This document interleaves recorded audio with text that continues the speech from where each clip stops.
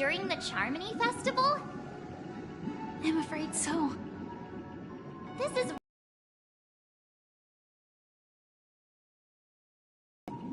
But he actually said something like, "In all fairness." Could it be that he's underestimating us? Well, in my opinion, Sunday is deeply committed to his own...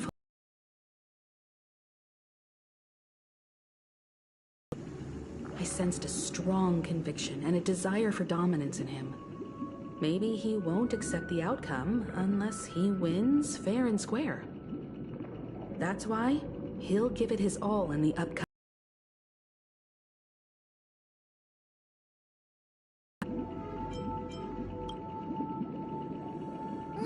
You. Every time an important moment arrives, you hesitate. We've even dealt with a Lord Ravager of the Destruction, so a follower of the Order won't be a big deal.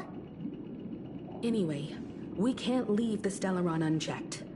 This is about trailblazing a bright future for Penacony, and fulfilling Mikhail's and his predecessors' long-cherished wishes. Now that we've taken up the mantle, we can't afford to fail them. However, the same applies to the Order. Their plan didn't materialize overnight, and they have the profound collective consciousness of the planet of festivities behind them. A desire to dream, to slumber and escape reality. All those hidden emotions have given birth to the sweet dream of the Order. They've harnessed the will of an entire planet to create an Eon. This confrontation is far more complicated than a simple power struggle. To secure Penacony's future, fighting on the stage alone is not enough. What do you mean? Are you not coming with us? I believe Firefly is trying to say that she's heading off to another battle.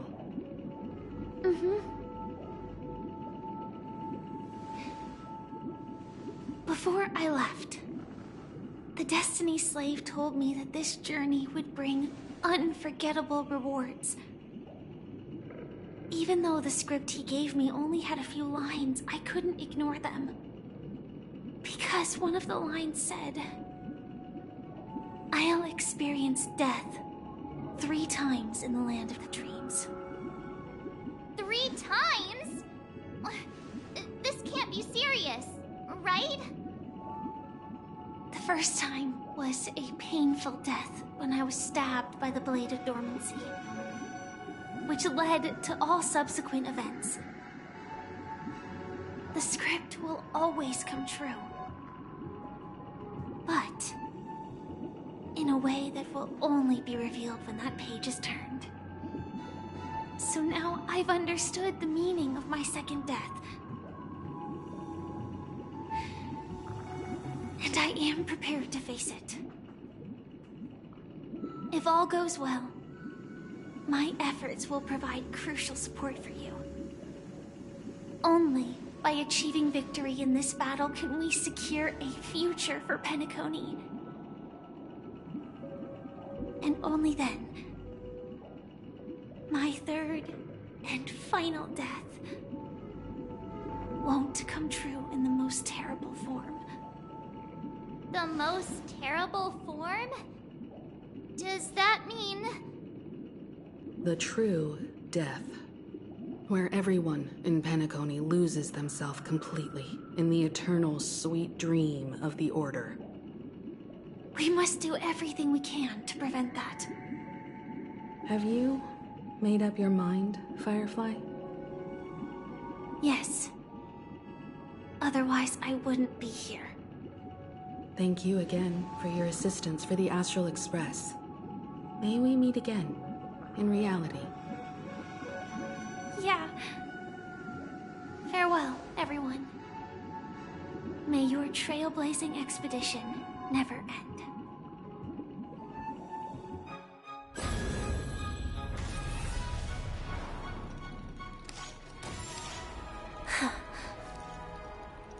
I dreamed of a scorched earth. Everyone, are you ready?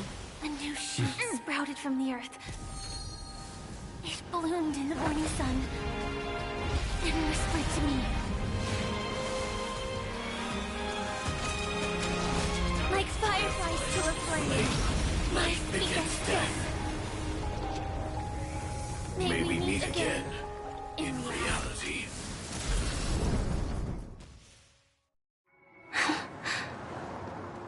After today, Japella's name will disappear from cosmic history, and the Everflame Mansion will take its place. In the not-too-distant future, you'll receive an invitation. That's your next stop. Land of the Dreams. Penacony. I hope you find whatever you seek there.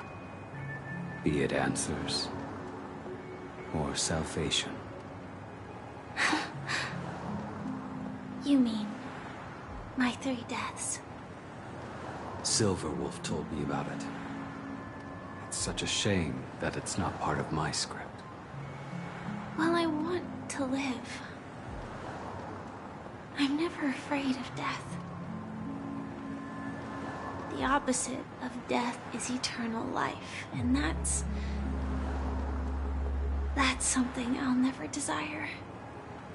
People die, and I am no exception. Death is like a script, a fate that cannot be defied. But that's exactly why we have to choose where we want to rest forever. Do you exist just to perish? Are you not the same, Blade? The end you desire is not one dictated by others. If I were to die now, I would only be a weapon. I believe I should die as a human. Though its definition escapes me, isn't this the answer that ordinary people look for their whole lives? A name that can be carved onto their tombstone. The tombstone that belongs to me once bore the inscription, Glamoth's Iron Cavalry. Then it changed to Stellaron Hunter. But one day, it will bear the name Firefly. And all the brilliance she showed at the end of her life.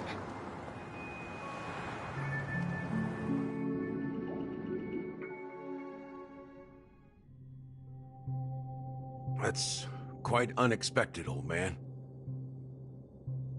Who would have thought your crazy plan would actually work? Do all you nameless fools just act on a whim? I can sense that this false sweet dream is coming to an end. The Nameless may be young, but they had the ability to achieve this goal. Just like you did in your time. It's a shame you won't be able to see it firsthand. Maybe I won't either. Once something fictional is seen through, it ceases to exist. Yeah, not just those Nameless. Even Mr. Wings is just like you. Stubborn, won't listen or give up, no matter what. Well, fate is unpredictable, I guess. If we weren't bound by those cursed paths, maybe we could have had some good talks. But in the end, we managed to do it. Now we can find solace. Remember how those idiots cursed us? They said, "Go to hell, you worthless traitors." Well, I don't know if they really meant it, but if longing for freedom means going to hell, then I'll be joining you soon, you old fool. Let's get together and have supper again in hell. Oh, I almost forgot. There's one more thing. Here's to you.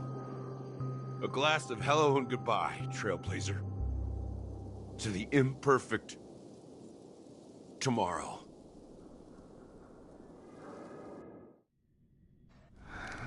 It's warm here, isn't it? You're lucky to have found shelter from the rain. Let alone fresh berries in this desolate place. I was just following the scent of life. It's particularly strong in a place like this. It's a shame these berries don't have much flavor. Seriously? In case you didn't know, this fruit is pretty juicy. The only downside is that when you chew it, it becomes extremely spicy.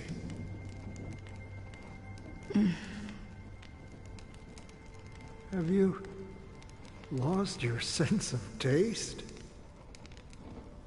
I can still taste certain things, like a faint sweetness. Before coming here, I stopped by a place called Orkron. It had barren cliffs and nights lit. It tasted like raspberries. The flavor wasn't exactly sweet, but it left a lasting impression. When I think back on my past, I realize that what's tying everything together isn't the big events, but rather these small yet unforgettable moments. Don't worry about it. Losing oneself is a reality that every self-annihilator must face. At least I haven't completely lost my senses and memories yet. Well, congratulations on adding another footnote to your journey. By the way, are you always alone? No, I had a companion in Orkron. She's a short, nameless girl who aspired to explore IX. She always said she'd walk a path deeper and farther than Akavili's. Quite an ambition for such a small girl. So, what happened? She became stagnant water. Well, my condolences. Condolences. I don't need them. The girl left with a smile. She never regretted her choice and most definitely wanted me to say goodbye with a smile. So, that's what I did.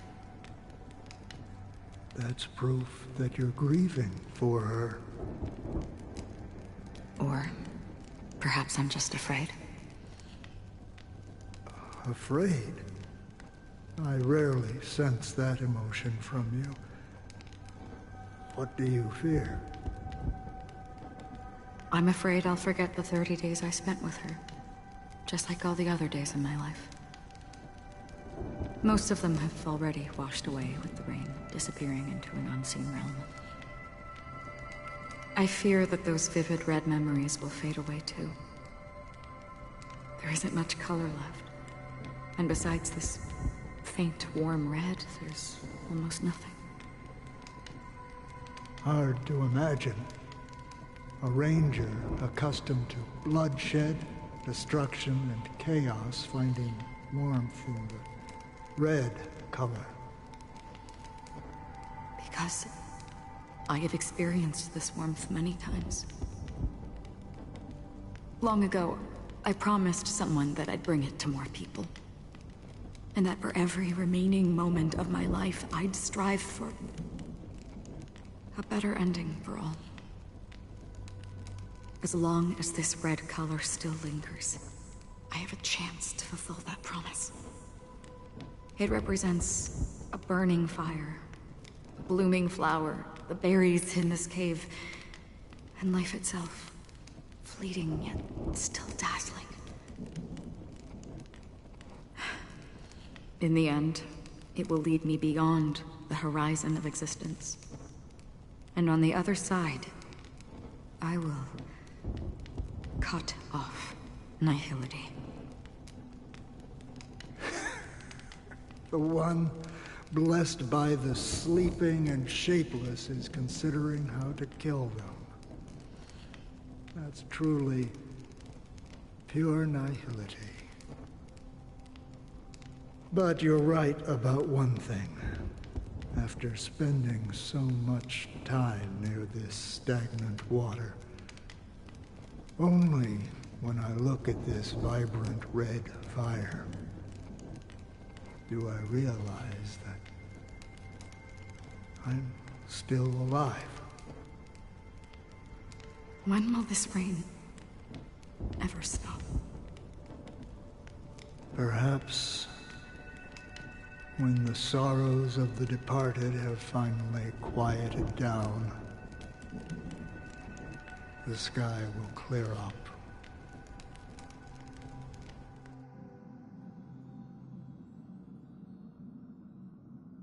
Have you heard of a planet named Biari Scamandros, Don Hung? It's one of the Paradise Kingdoms under the influence of the Harmony. A sought-after wonderland for the inhabitants of the Dardanu Major and Minor systems.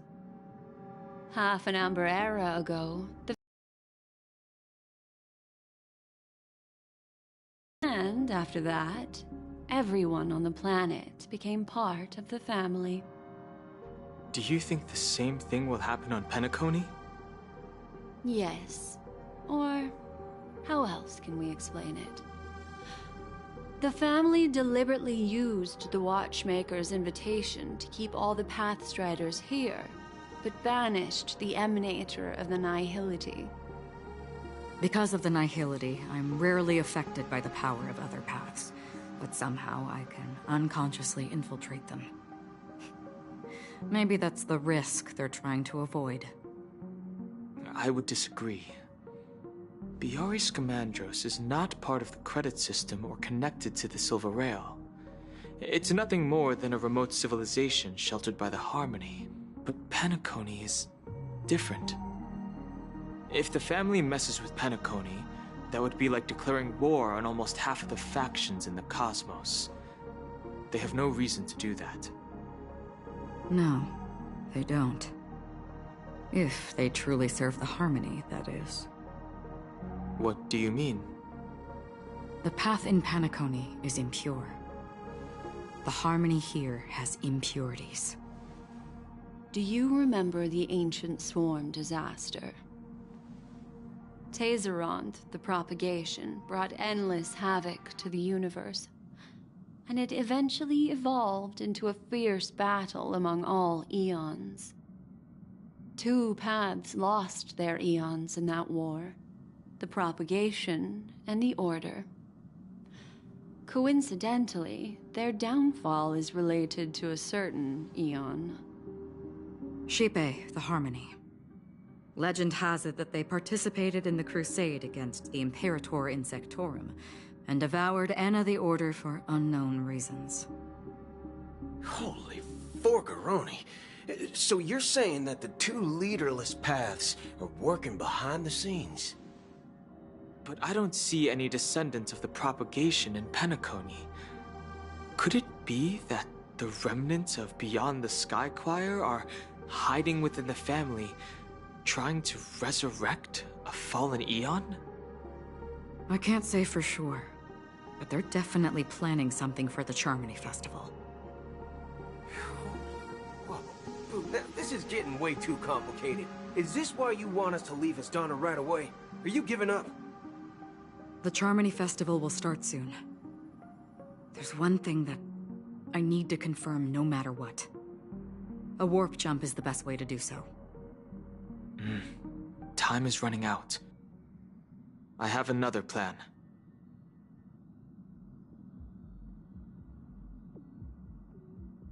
Hold on. Are you thinking of using the Jade Abacus of Allying Oath? Exactly. The assistance from the lawful Cloud Knights would be enough. Think it over carefully. You can only use that once in your lifetime. I have considered it thoroughly. My companions are... they're also once-in-a-lifetime treasures.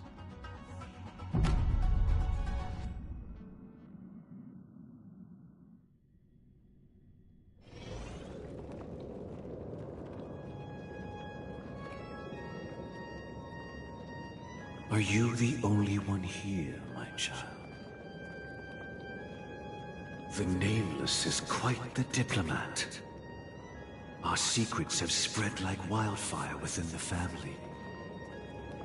And IPC starships are gathering towards Astana. This is a crucial moment for us.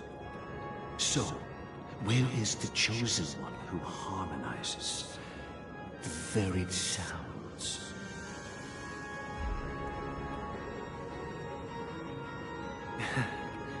What do you mean, Master? I'm right here in front of you, aren't I? You know, she was supposed to be the star of the Charmony Festival in our plan. But the plan has changed. As her brother, I know she doesn't want to sing for the Order, so I'll take her place. You've always been wise beyond your years. I'm sure you understand the consequences of your choice. If you consider this a betrayal, well, there can't be two suns in the sky. I'll step up and take down the other sun if necessary. Do you believe in karma? If karma exists, then everyone has their own karma. You have yours, and I have mine. And my karma has nothing to do with you, Mr. Gopherwood.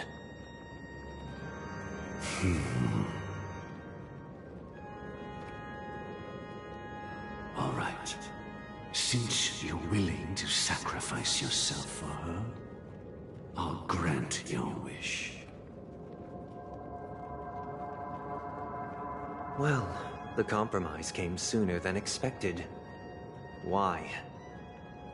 You and your sister were born as twins of the Order. And one of you is destined to follow this path to the end.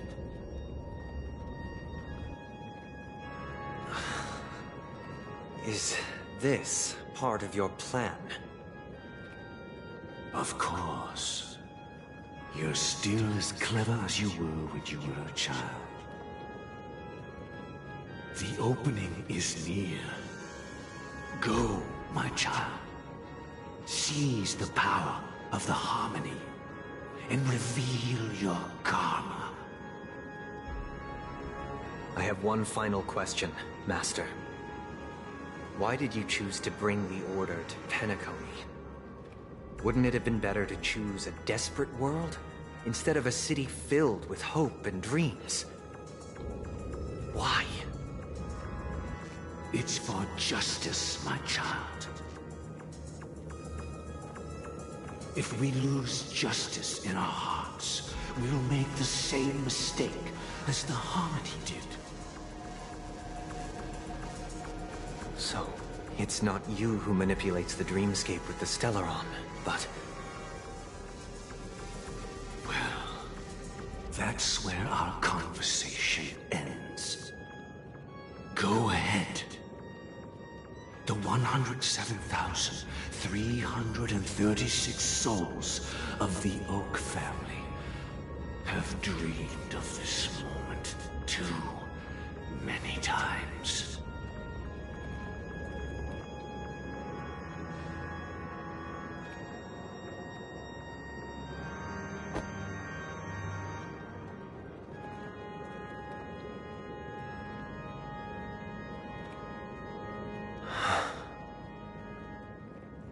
I shall ascend to the heavens, becoming the scorching sun. Bathed in my light, my people shall flourish, while all evil shall be eradicated.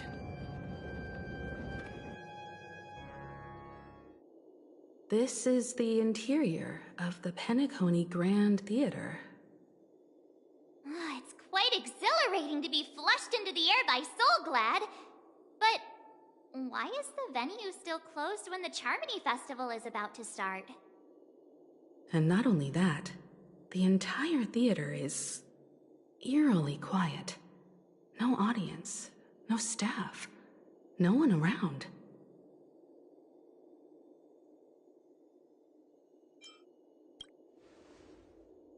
Yeah, I wonder how many tickets... Hey, that's not what we should be concerned about! Let's explore around. Be careful, everyone.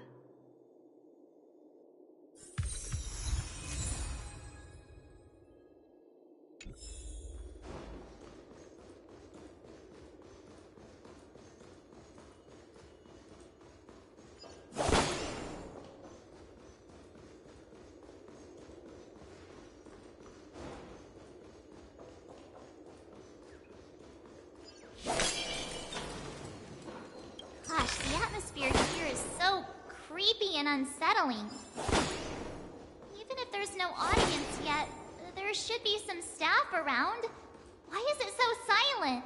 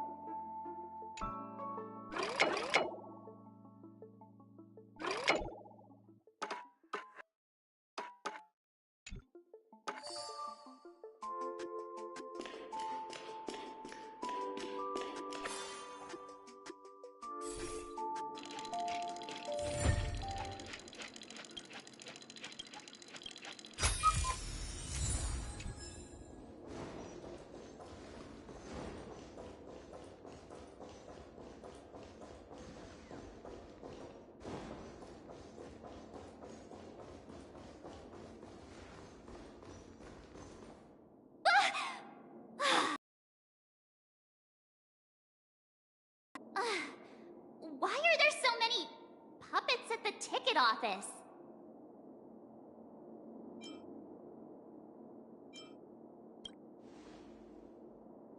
What? You're so annoying. Stop scaring Are these puppets part of the stage setup?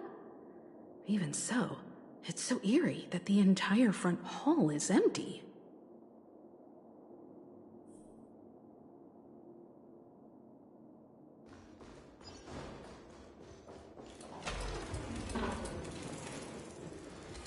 Something feels off. We're in the right place, right? There's no other grand theater in the dreamscape. So Sunday's messing with us?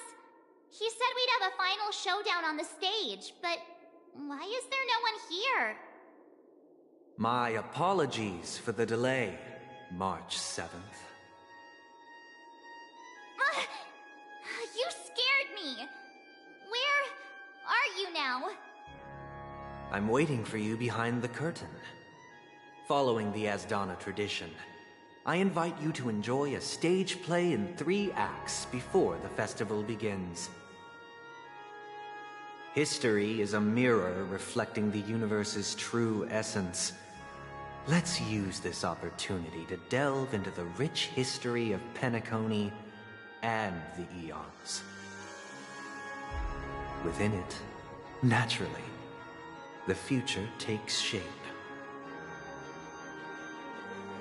Let us commence with the dawning of the world.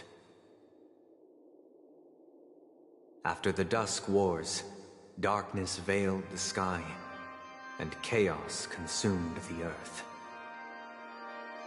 Enna the Order emerged, destined to restore all existence. That marked the first day.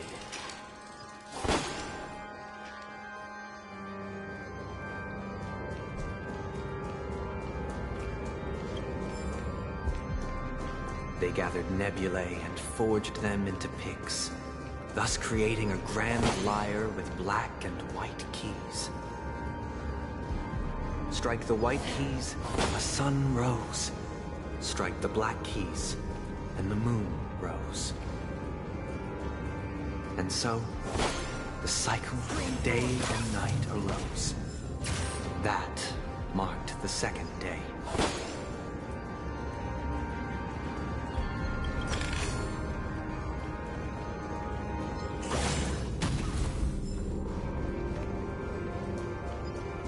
Stream forth the gleam of old flames.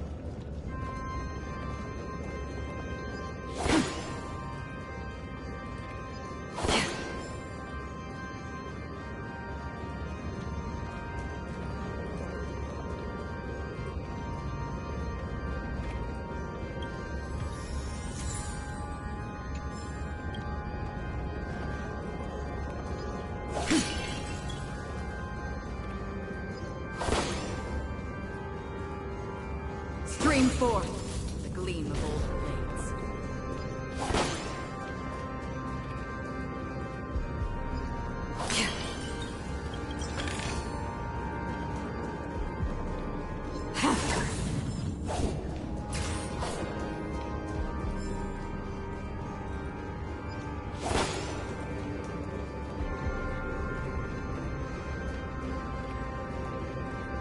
Stream forth the gleam of old blades.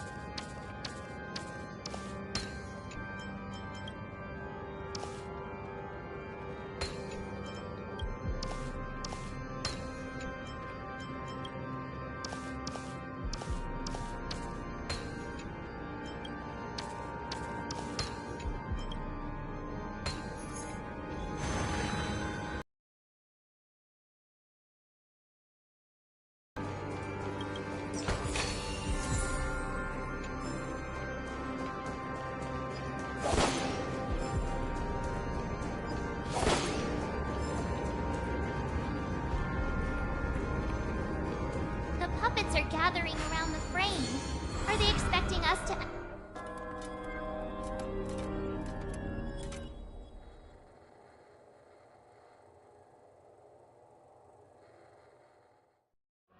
Where are we now?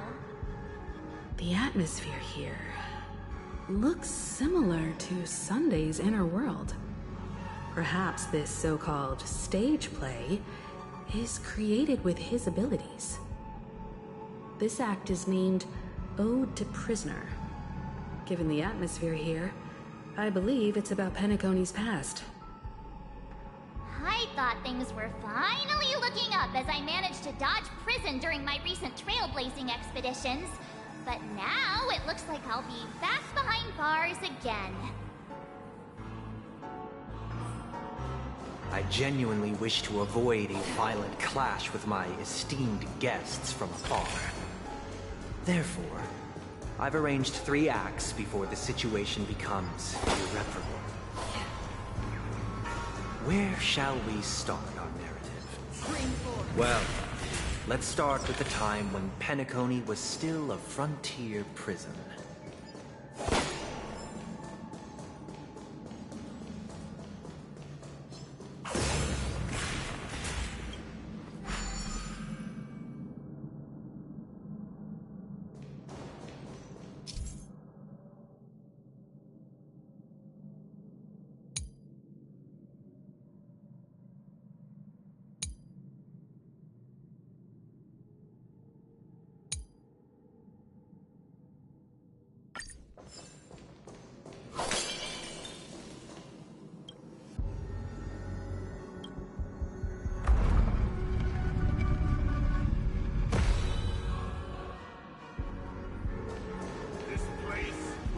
In 2147 AE, a prisoner named Hanunu ignited a struggle for liberty and emerged triumphant. IPC referred to it as the War of the Frontier, while the Asdanians dubbed it the War of Independence.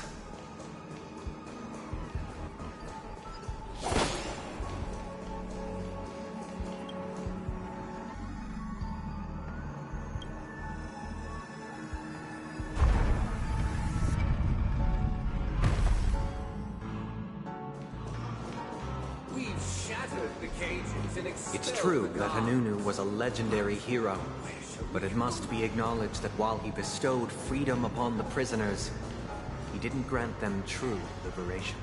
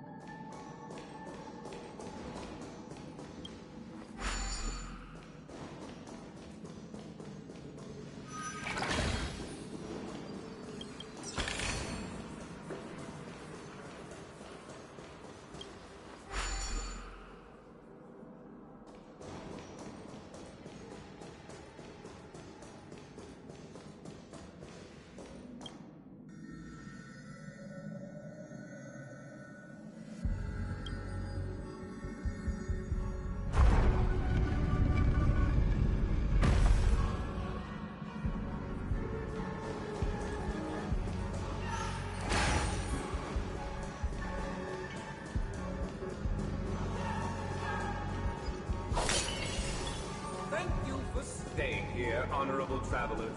The three nameless stayed on the planet, endeavoring to spread the tenets of Trailblaze throughout the frontier prison. Alas, their efforts proved futile.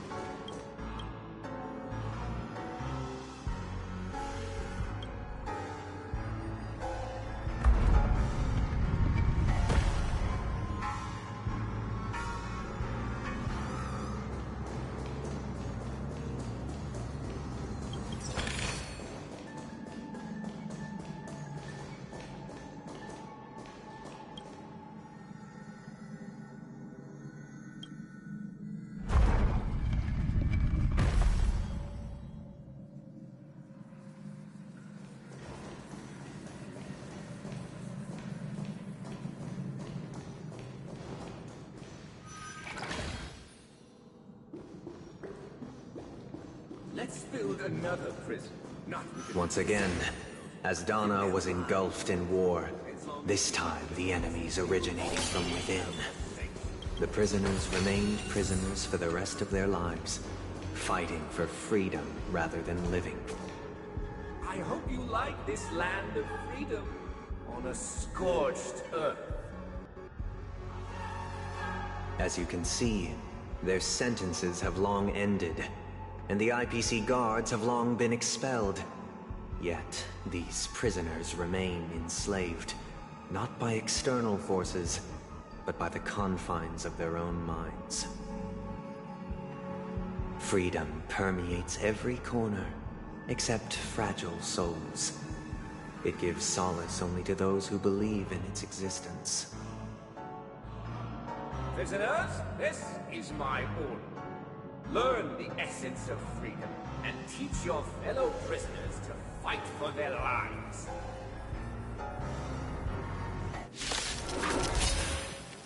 Hey! Why do we have to fight while enjoying the show? For I desire not only your enjoyment, but also your assistance in its completion.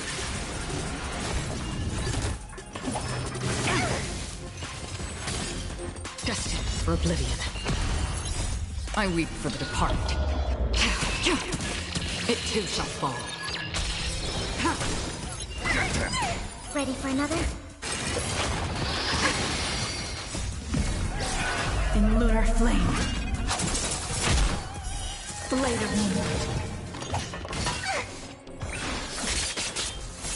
On the still waters of oblivion. Get them! Net markers activate. Time for a good old counterattack.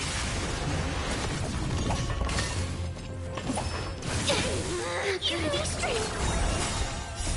Demons or devils! I'll crush them all! Destined for oblivion. No one can restrain you anymore. You are free. Thus concludes the first act. Amidst a raging war, the frontier prison headed toward becoming Land of the Exiles. This must be how Penacony was constructed. With the aid of outsiders, the prisoners were finally liberated and established the Land of the Exiles. However, it appears that Sunday aims to convey the spiritual plight of the prisoners more than the physical aspects of imprisonment. This show is a bit too literary for my taste. But the battle part is quite easy to understand. Anyway, we've arrived at the exit. Let's go!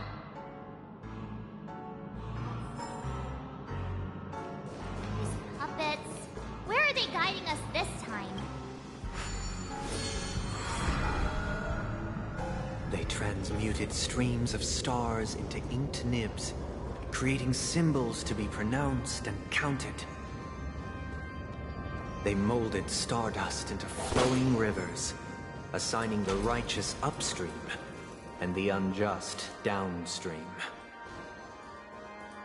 Thus, all things were marked, and the world learned to discern between good and evil.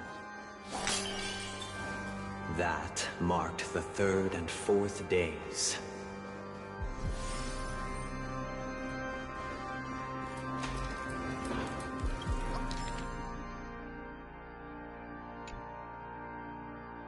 Look, another frame!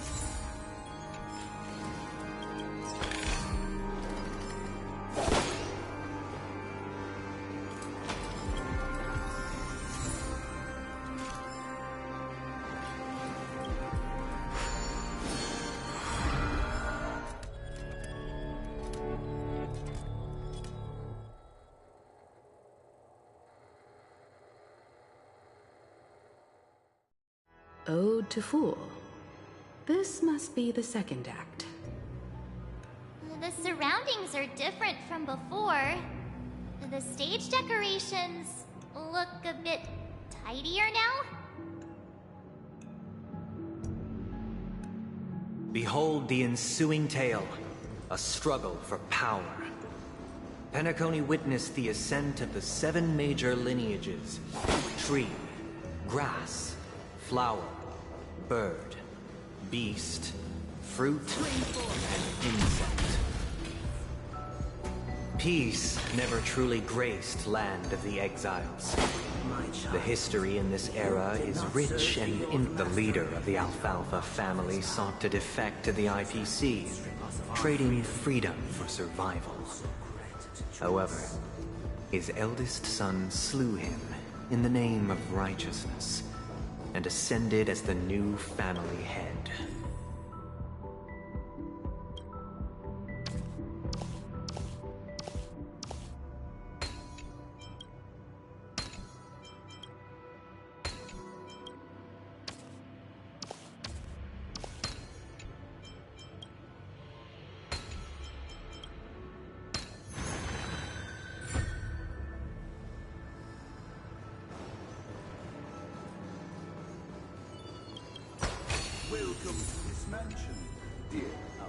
Land of the Exiles was in disarray, besieged by both internal and external perils. Though the 7 major lineages appeared united on the surface, each harbored their...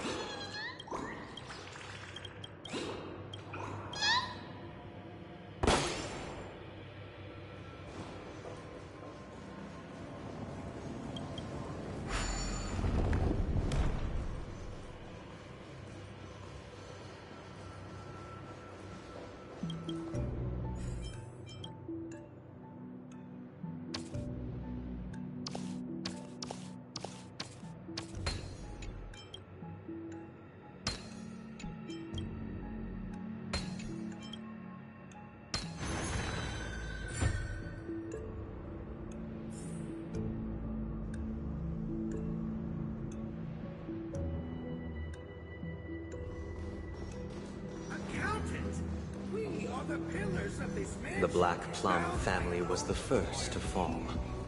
They withered away in the White Desert event, orchestrated by the Alfalfa family. Because Master shaped you from clay, but forged me from fire. I am superior to you.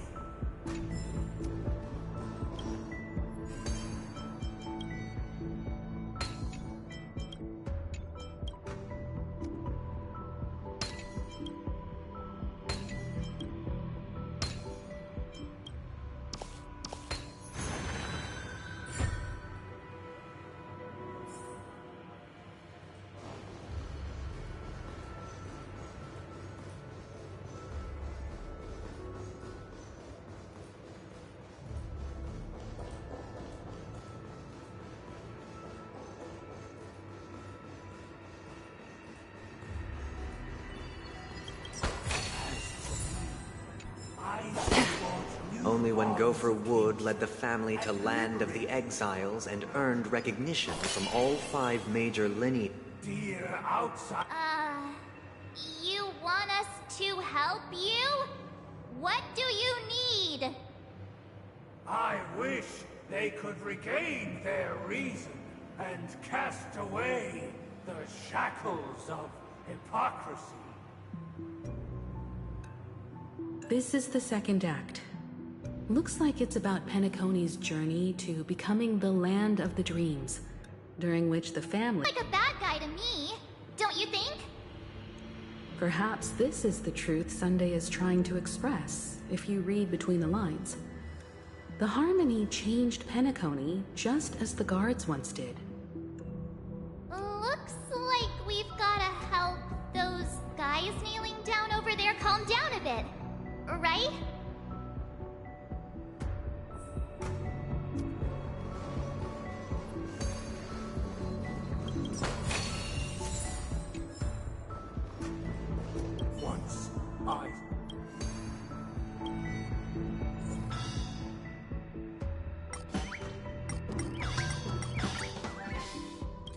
This puppet isn't responding at all. Master is no longer here. I thought I'd be free, but I'm not.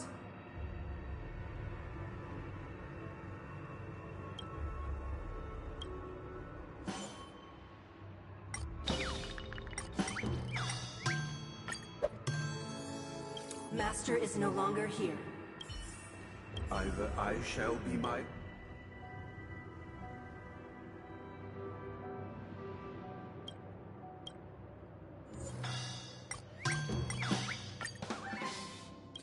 This puppet isn't responding.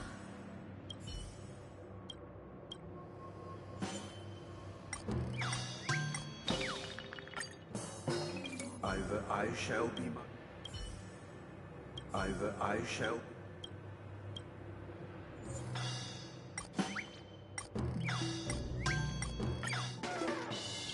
This puppet isn't responding.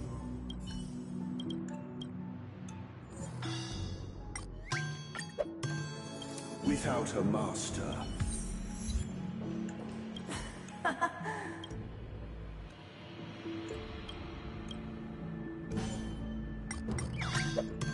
I shall sing for my new master. Master!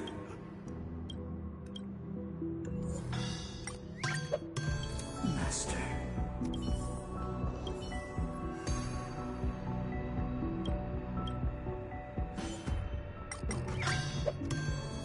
My former master has long... Thank you, dear outsiders. My servants have regained their sanity. Heed me, one and all. Your former master shall not return. It is through righteousness and unwavering support for one another that we shall attain true perfection.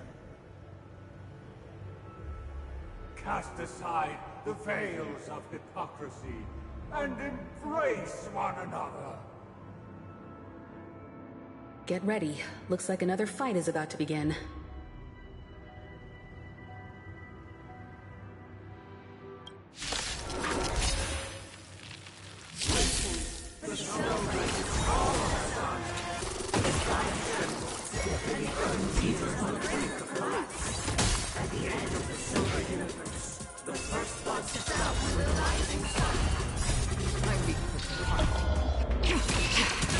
It too shall fall. Get them! Try hard. Ready for another? Net markers activated. Time for a good old counterattack. Blade of Moonlight. In lunar flame. From the still waters of oblivion. Again.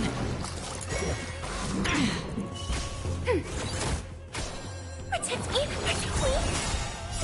Fiends or devils, I'll crush them all! Destined for oblivion. I weep for the departed. It too shall fall. Alas, they remain but slaves till the very end, with the illusion of freedom. Thus concludes the second act. Amidst an illusory harmony, Land of the Exiles charted its course toward becoming the planet of festivities. This is how Penacony fell under the family's control. Since the arrival of the Harmony, the Land of the Exiles has undergone dramatic changes, not all of which have proven beneficial. This guy really loves dramatic scenes. Bet he comes from a whole lineage of stage performers.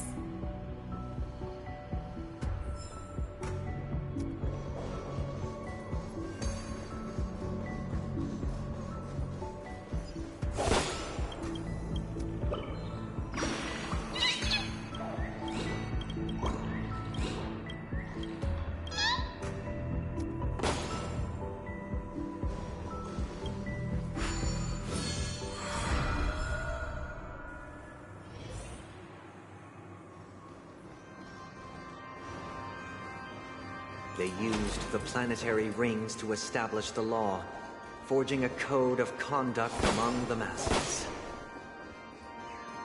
A grand lyre with black and white keys served as an instrument, while symbols of articulation and numerical notation took the form of musical notes. The downward flowing river became a melody, and the canon of law dictated the form. Thus, all mortals found their unique place within this symphony. That marked the 5th and 6th days.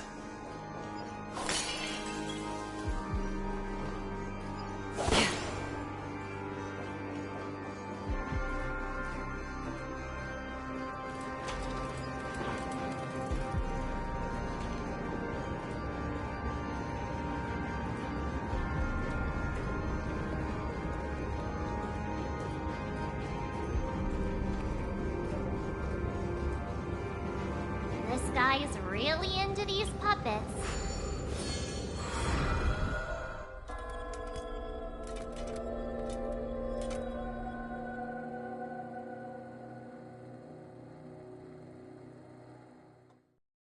Oh, I get it now. The last scene is all about singing the praises of the Order. And the atmosphere here is completely different from the previous two scenes.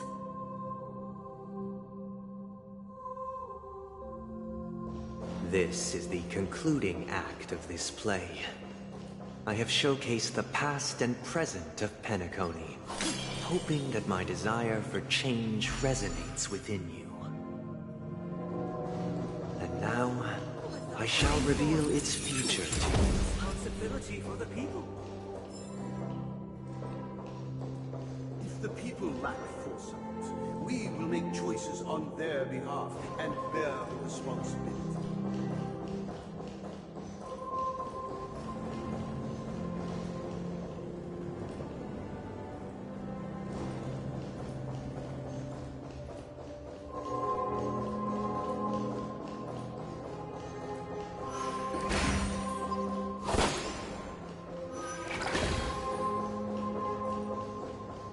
Without a king, who shall protect the weak?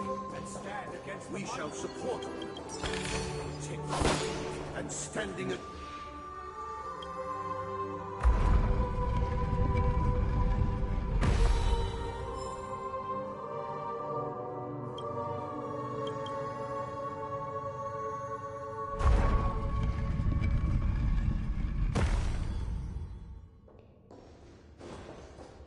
Stream forth, gleam of old blades.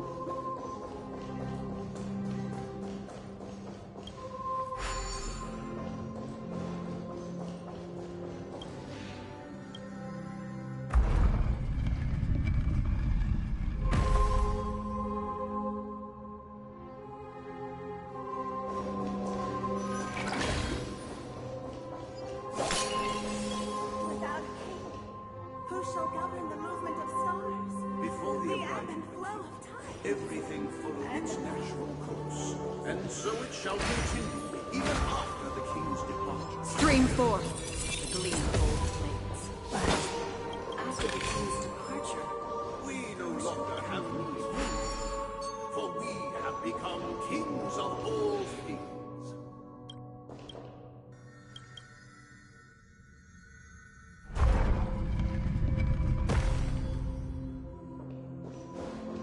Stream forth, the gleam of old blades.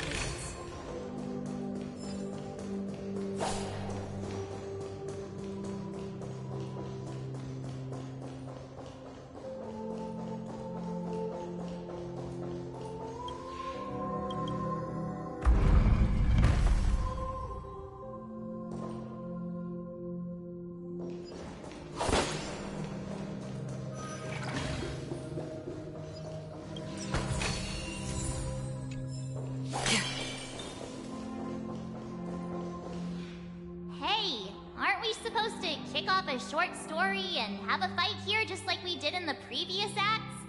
Why aren't any of these puppets saying anything? Perhaps we'll need to complete the story ourselves, just like we did before. So, do you think their mind needs tinkering or something?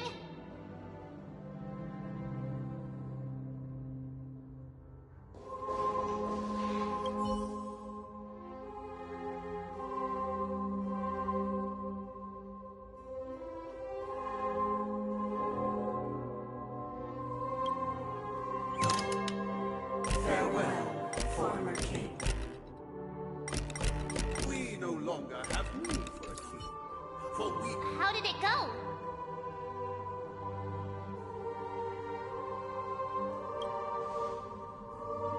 You can't change them? What does that mean? My apologies for my negligence. I forgot to inform you that the final part was scripted long ago. Let our previous king recount it to you. Now it is time for the final rite. Prepare for battle. Looks like we'll have to fight again. Descending from the infinite spiral staircase, I reverse towards the peak with measured steps. No need to remember or seek my assistance. For the contours of my mind shall be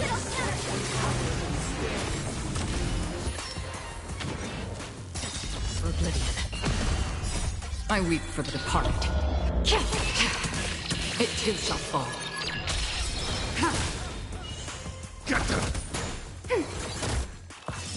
Try harder. Trust me. Blade of moonlight. On the still waters of oblivion. Ready for another?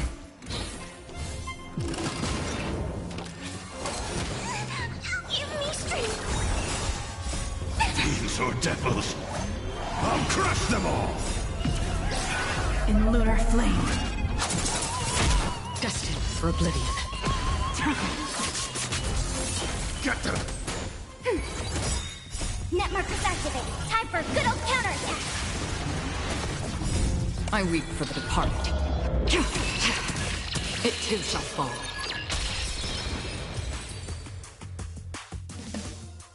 In the hushed expanse of a nocturnal reverie, I leave faint traces behind.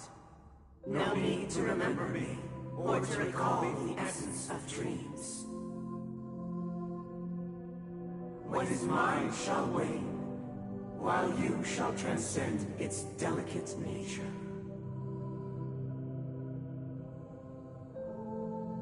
This is the final scene. It's much more straightforward. He wants to expel the Harmony and establish an empire based on the Order. Let's go. Once this stage play concludes, it'll be time for the main event, the Charmony Festival.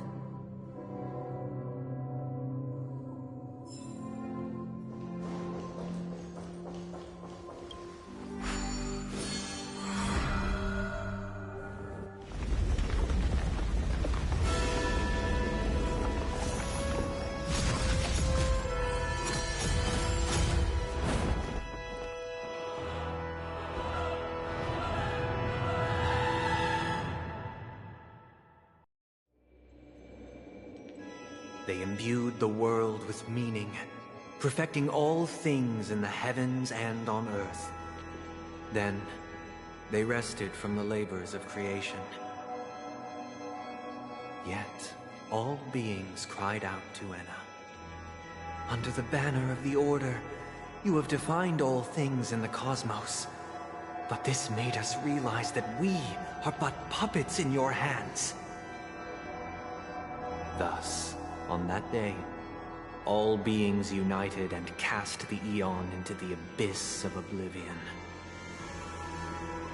This Grand Theater looks totally different. Is this the power of the Order? Everyone, get ready. This could be a tough battle.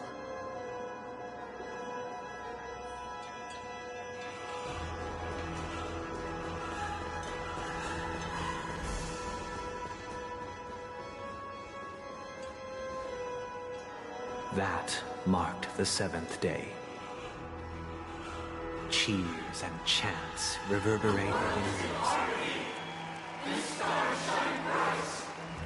Praise the Great One.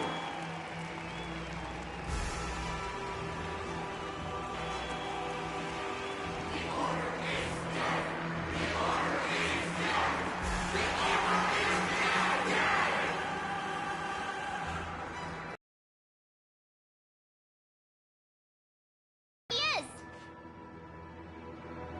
That concludes everything related to the Order. What are your reflections on this, my dear guests?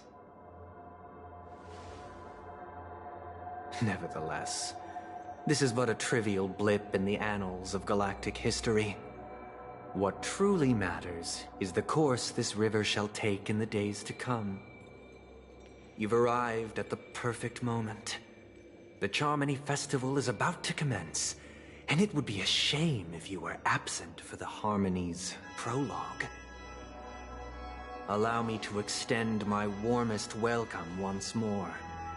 Welcome to Penacony Theater, the very core of the Sweet Dream, the abode of the Stellaron, the grand stage of the Charmony Festival, and the very place where the future of Penacony shall be determined through conflict.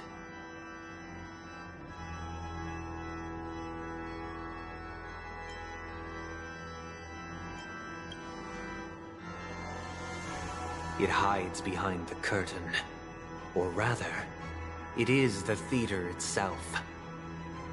However, if you want to see it, You must display faith equal to its immense power. True goodness can only be achieved through faith. Allow me to point out that falling into a permanent slumber is not happiness, especially when those people are driven by someone else's will in their sleep. Do you still believe that the Order only seeks to control the universe as their puppet, Himiko? No matter how perfect your vision of paradise may be, a cage remains a cage. People will never achieve true happiness in a world like that. They would just be toys for the Eon. It seems you have misunderstood my intentions. Allow me to clarify. My desire is not to resurrect a fallen Eon, or become one myself. My sole objective is to create a paradise free from Eons, where the Order ensures the dignity and happiness of all humanity. A paradise exclusive to us human beings. That's not the case. If people are to live with dignity, there must be nothing and no one above them. In your so-called paradise, you would be the one reigning supreme. Looks like we won't be able to convince each other.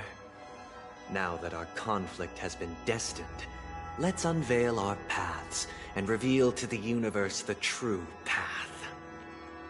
However, before the prelude to the future begins, please take a moment to ponder the questions I've posed.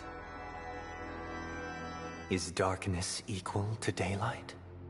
Are sinners equal to the righteous? If you are born weak, which god should you turn to for solace?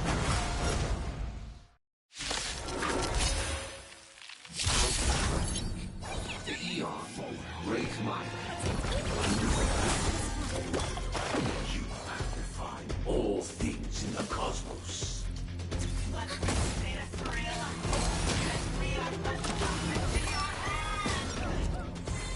Free will, or was it destined for oblivion? I weep for the departed. It too shall fall. Stand down.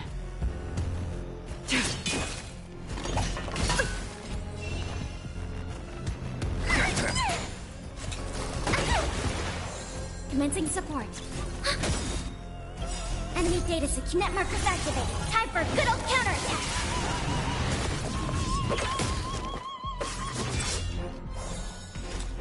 On the still waters of oblivion. Can't kill me. I'm gonna hold every. Get them! These are devils! I'll crush them all! Enemy targets detected.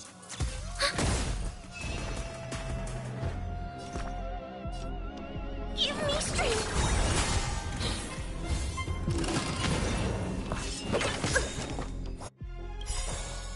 Enemy data net markers activated. Time for a good old counterattack. Another journey begins. I weep for the departed. It too shall fall.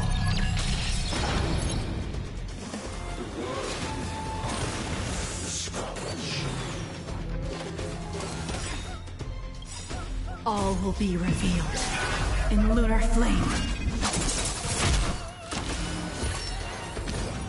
Tedious. Blade of moonlight.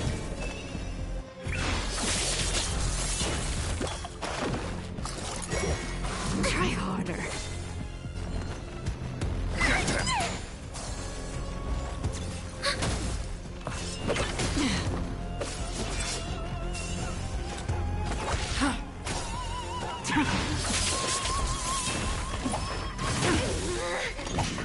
Attack me!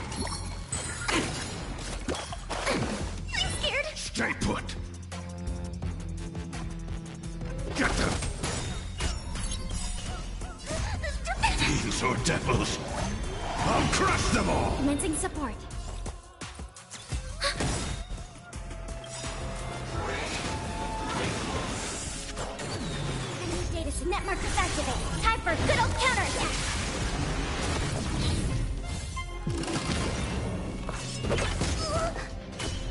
Free will destined for oblivion. I'm gonna hold everyone back again.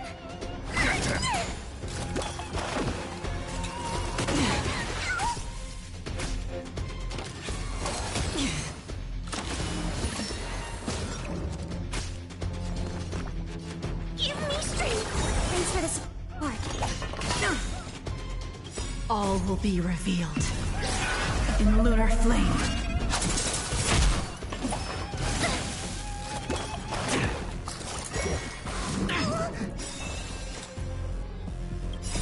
I weep for the departed.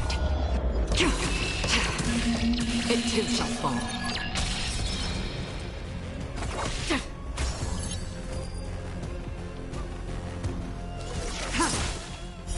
Blade of moonlight.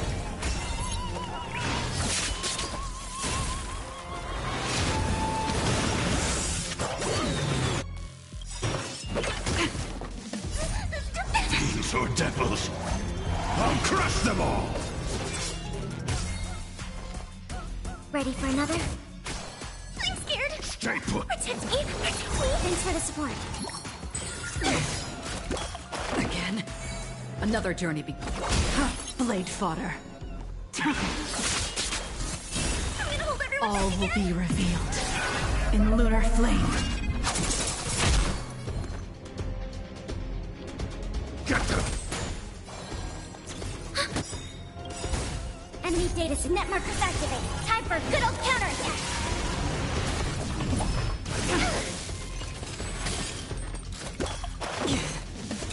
again. On the still waters of oblivion. I already know your decision. I now permit you to gaze into the sun. On these 107,336 stones, the almighty and powerful springs of harmony are at my disposal. The supreme tuner, harmonious choir, Dominicus!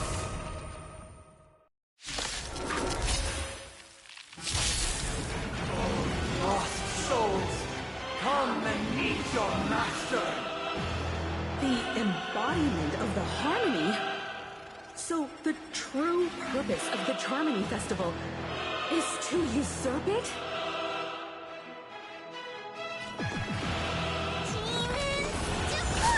Thanks for the support.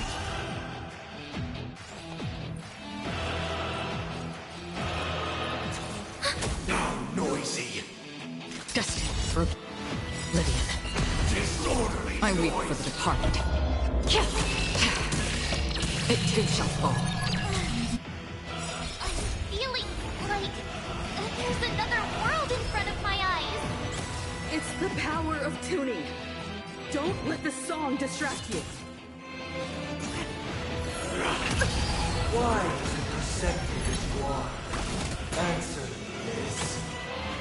Why could the harmony and the order merge into one?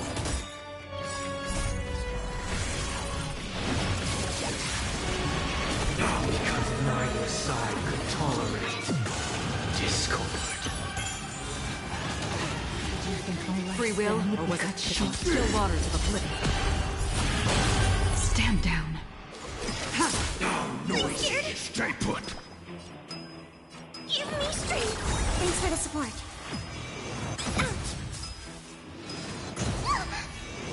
Again? Try harder. Enjoy eternal peace. Ready for another? Get them. Now noisy. Another journey begins. All will be revealed in lunar flame. Disorderly noise. Blade of moonlight. Destined for oblivion. I weep for the departed. It too shall fall.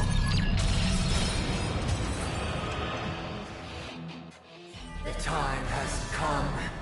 Creation will be reborn from the remains of the gods.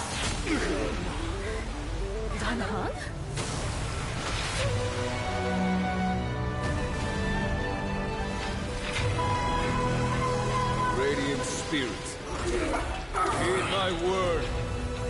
Show no mercy!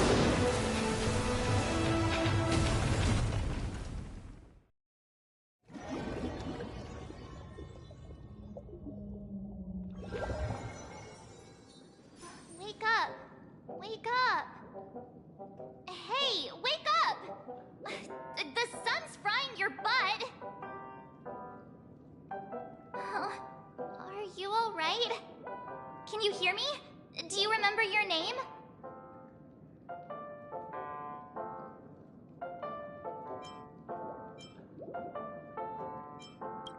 It does?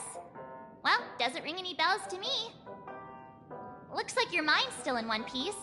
If you're able to remember such details. Well, that's reassuring.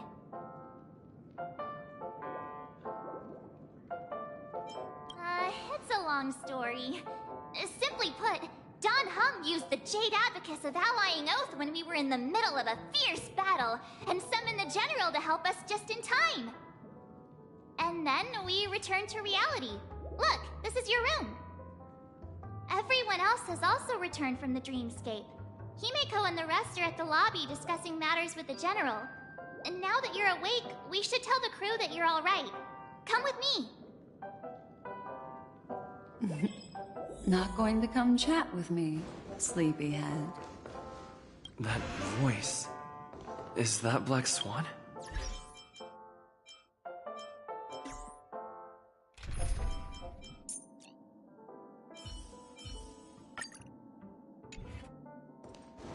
Hey, where are you going? Hey, we meet again, sleepyhead. What's Miss Black Swan doing here?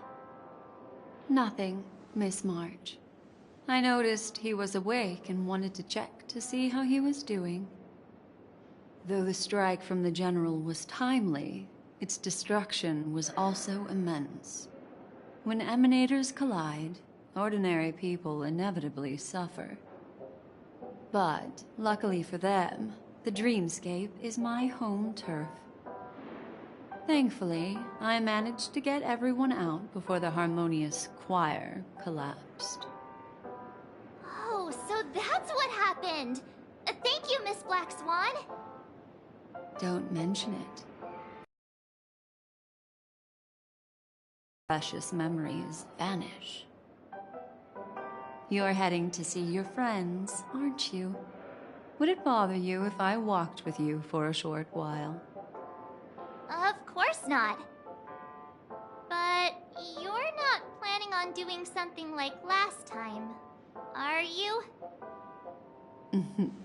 Why would you think that? I've never harbored any ill intentions. Well, not when you are around, anyway. Himeko and Mr. Yang are probably still busy. Let's go look for Don Hung first.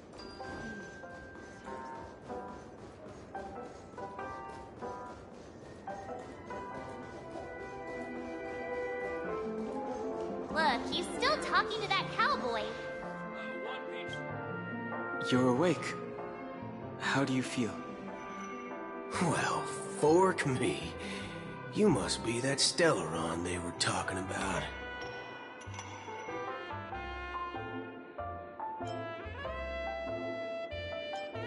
Allow me to introduce him to you.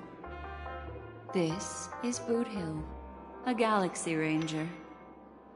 During our pursuit of a certain person, we crossed paths and just so happened to uncover a shocking plot being concocted by Mr. Sunday. Which is why we sought you out, to help the Astral Express save the world together. No need for thanks. The Galaxy Ranger's principle is correct every injustice one sees. That's how you lot in the Xianzhou put it, right, Don Hung? More or less. Wait, hold on a sec. This is the first time I'm hearing about this certain person. Who are you chasing? And why would that lead you to the Express? Good question. It's, Who was it again? Don Hum. Do you remember? No, that ain't it. I just can't seem to recall. Weird. My neurochip hasn't registered any malfunctions. I can't seem to remember either. What's going on? Vic, forget about it. If it slipped all our minds, reckon that person was just a minor scoundrel. Unimportant. Ain't gonna stop us from piecing together the story anyhow. Yes, when the dust settles, I'll just think of a way to recall it in the memory zone. Everyone, let's hurry up and look for Miss Himiko, shall we? He's now a minor star on Penacony, and the entire hotel's concerned about his well-being. You're right. Let's head to the lobby then.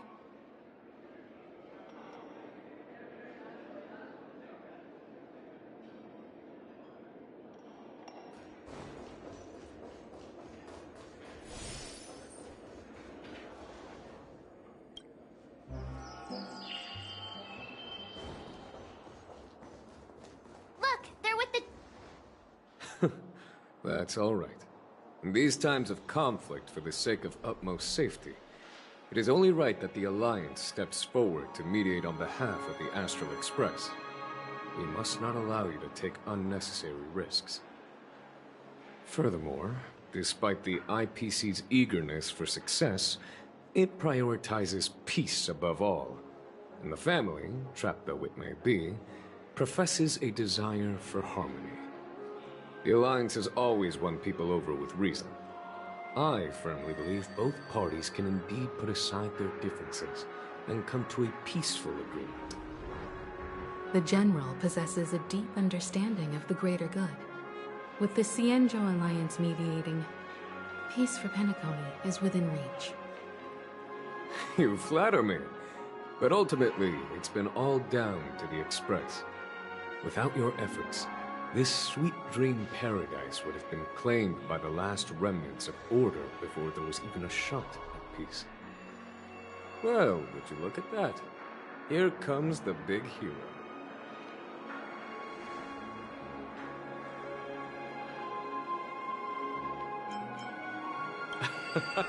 If it isn't the galactic baseballer, a hero with unparalleled insight.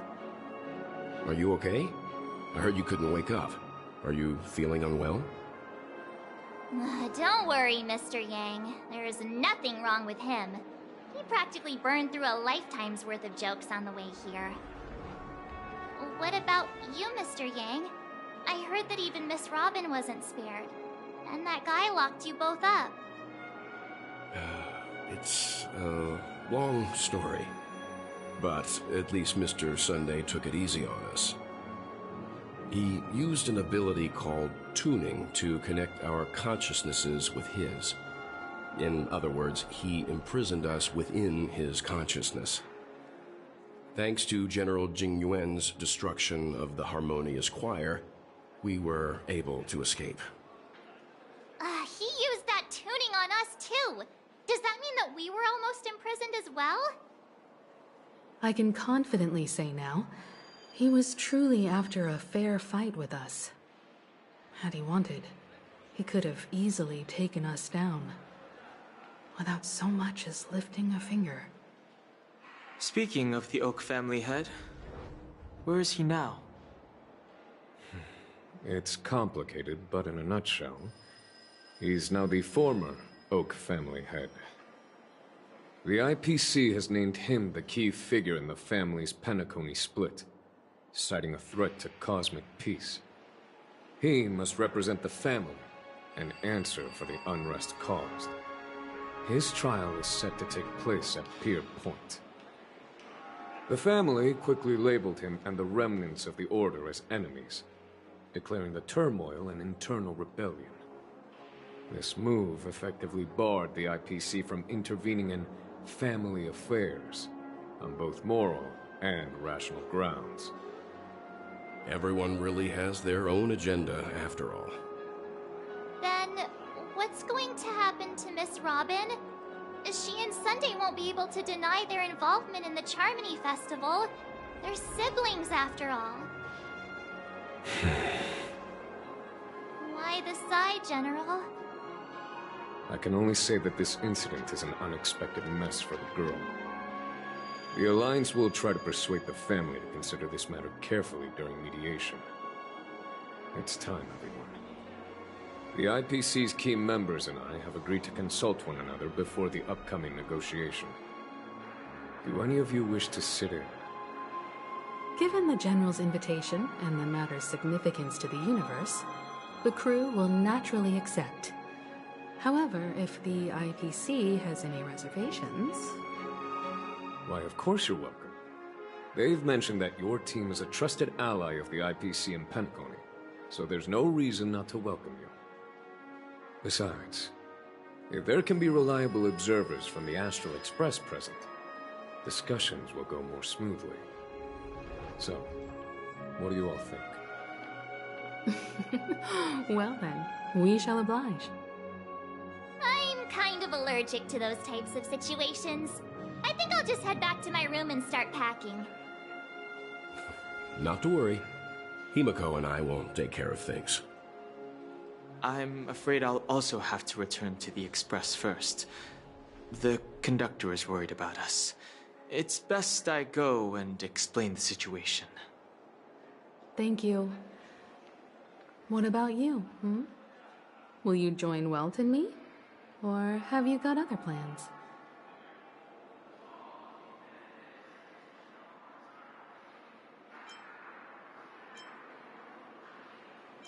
What? I can pack it myself, you know. If that's the case, our galactic baseballer can join us. Although I'm not too sure of the reason. The representatives from the IPC have insisted on his presence. Allow me to lead the way. Follow me, please. The negotiation will commence at the hotel lobby. Everyone, please, follow me.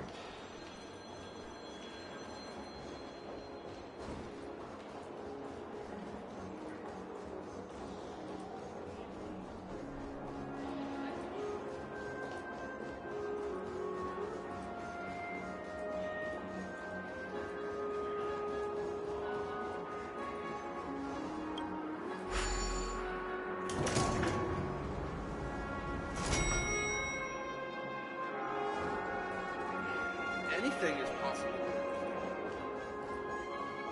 Mr. Aventurine and Miss Topaz are here too. It's been a while, my Astral Express friends. I would also extend my sincere thanks to you, General of the Lawfu. The presence of everyone here assures that the talks will likely reach a conclusion that satisfies all sides. Oh. Looks like everyone has come with expectations. Care to share? Of course. Topaz, if you please. Sure, leave it to me. In summary, it's good news. After much deliberation from the Strategic Investment Department's Council, the absolute majority of members have agreed to the following resolutions. In light of long-term considerations for interastral peace, and by authority of Pierpoint HQ, the Strategic Investment Department, on behalf of the Interastral Peace Corporation, will permanently relinquish its claim on Penacony sovereignty and offer unconditional support of the family's rebuilding efforts on Penacony. Now that's something.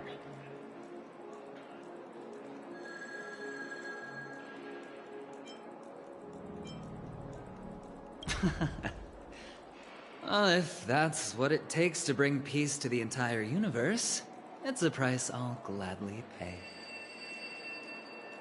Has the IPC finished sharing all its thoughts? Then it's our turn.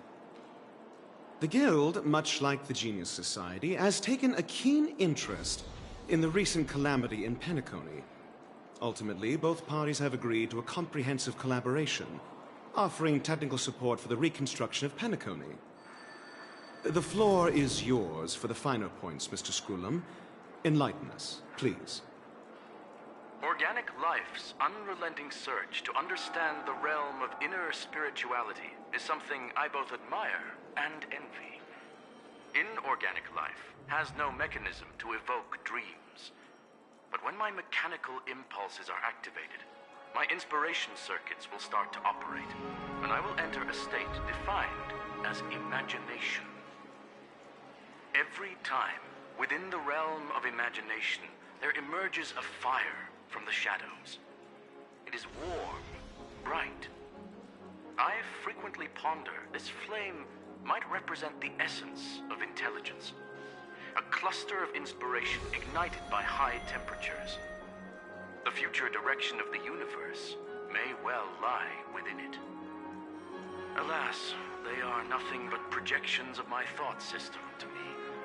Desired, but unattainable. But after learning of Penacony's accomplishments, I have come to realize that the flame is not beyond my grasp. After deliberations with my partners, we have decided to defer the progress of the Simulated Universe project, and instead assist the Intelligentsia Guild as technological consultants in the research of the Dreamscape and Memory Zone, so that these assets may be better used to serve humanity. Not only that, we've also established contact with the Garden of Recollection through the IPC, and they've pledged their support for our research endeavors. I'm truly happy for the Dream Chasers on Penacony. The cosmos' brightest and, let's admit, dimmer intellects are now at their service.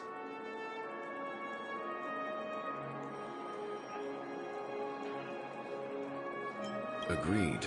It's hard to imagine members of the Genius Society taking an interest in such mundane research. Never mind. At the end of the day, this is a positive outcome. No wonder everyone insisted that he be there. It heartens me to learn that everyone is willing to put aside their differences for Penacony's plight. I trust that everyone will surely reach consensus in the upcoming negotiations. Looks like Penacony's future is decided. I'm wondering, is there anything else the crew is concerned about? Peace is our greatest wish.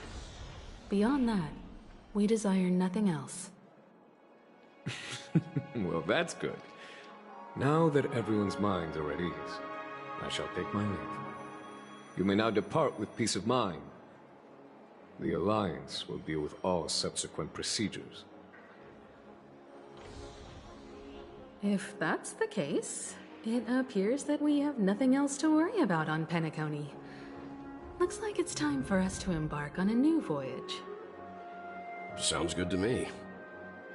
You two head back to the Express first. I'll pick up March and deal with the checkout procedure.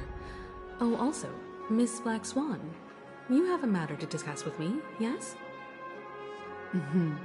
Nothing escapes your attention, Miss Navigator. You've been with us this whole time, huh? In any case, he and I will be waiting for you and March on the Express. Let's go. Our time on Penacony has come to a fruitful end. Penacony's journey ends here. I guess it was pretty fruitful.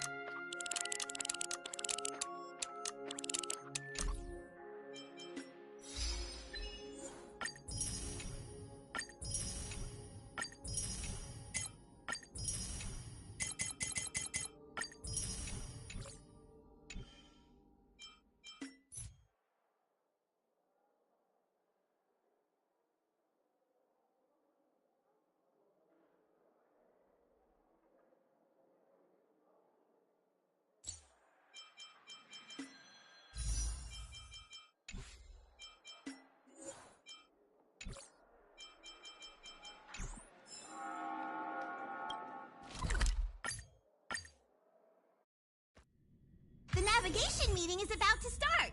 We're all waiting for you. Ahem. Looks like everyone's present. Let the navigation meeting commence then. This a meeting to decide our next stop? How we doing this? A show of hands. Hold your horses, cowboy. It's for those to decide. Allow me to explain.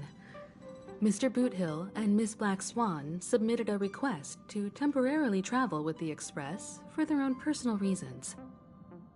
As you all may know, the Astral Express never declines any passenger whose heart yearns for the distant stars.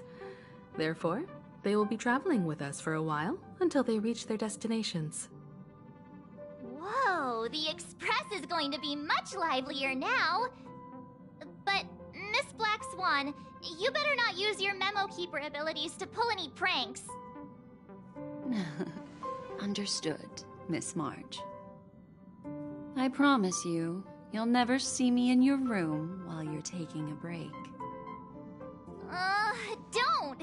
You're freaking me out. All right. Now that everyone's met everyone, we can continue our navigation meeting. Firstly, Pom-Pom wishes to thank everyone. If it weren't for you all unearthing the truth about Penacony, Pom-Pom would have never known where Mikhail and the rest had gone. What they had to go through was regrettable, but I reckon they all fulfilled their wishes. And it was thanks to all of you. Thank you, everyone. Now then, we come to the crux of this navigation meeting. Let me introduce our current options. The first choice is from Himiko, the oceanic planet of Lushaka, a planet composed entirely of water.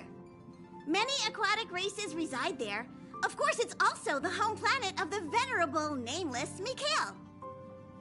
The second choice is the agate world Melustanen, suggested by Welt. It's famed as one of the initial sites of the Stellaron disaster, and the place where the beauty Idrilla ascended. Today, it's celebrated as a planet of undying allure. The third choice is Edostar, a planet nestled within a vast ion storm region, currently under assault by the Antimatter Legion. However, the distress signals from there have recently ceased, prompting the IPC's wish for us to check in on the situation.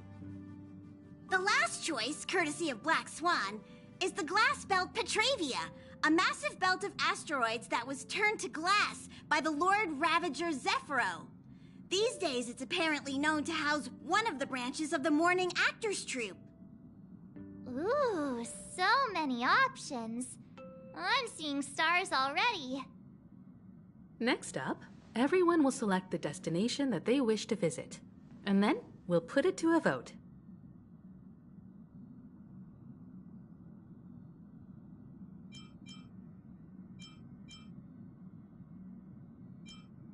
If that's the case, how about we go to Edostar first?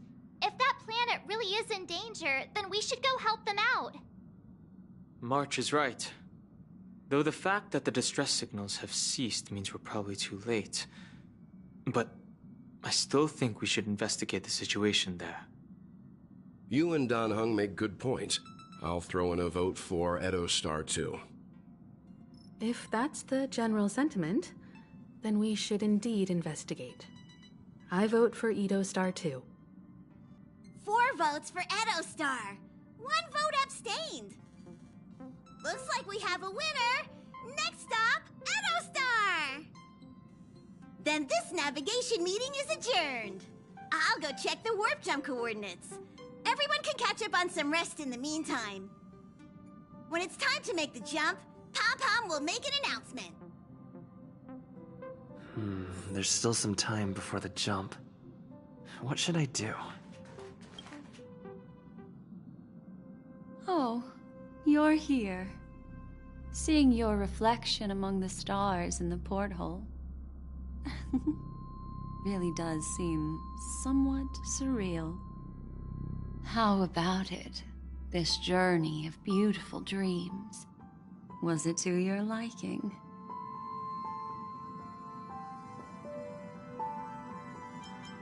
Oh, such elusive emotions. I've never encountered memories quite like this before. It stirred my curiosity. So, how about you hand that small parting gift back to me? I'm quite eager to have it back.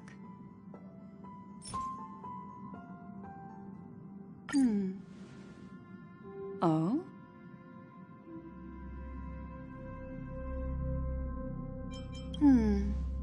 Never mind.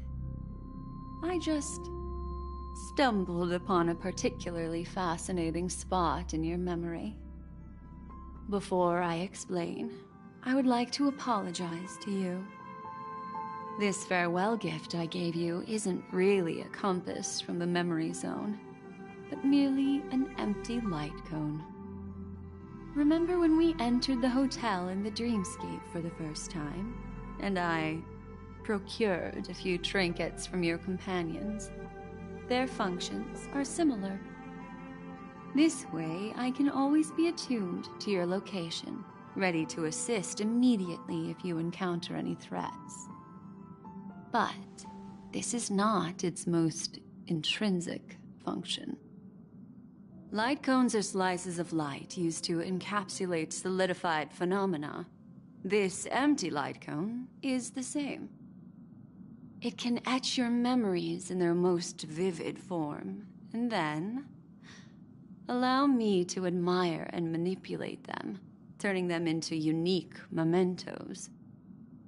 All the world is born from the power of mind and soul, and that power is memory. To prevent ourselves from being forgotten by the world, we must make the world remember us, or use our memories to recreate it. Life, seemingly vast, offers but a scant collection of impactful memories. Some joyful, some sorrowful, some light, some heavy. But you are different. Memory is a reflection of the future. Within that reflection, I see your unparalleled worth. You have the power to craft memories that can captivate the world. Your memory can illuminate the universe's future path. And that memory will be as scintillating as the star clusters you see in this portal.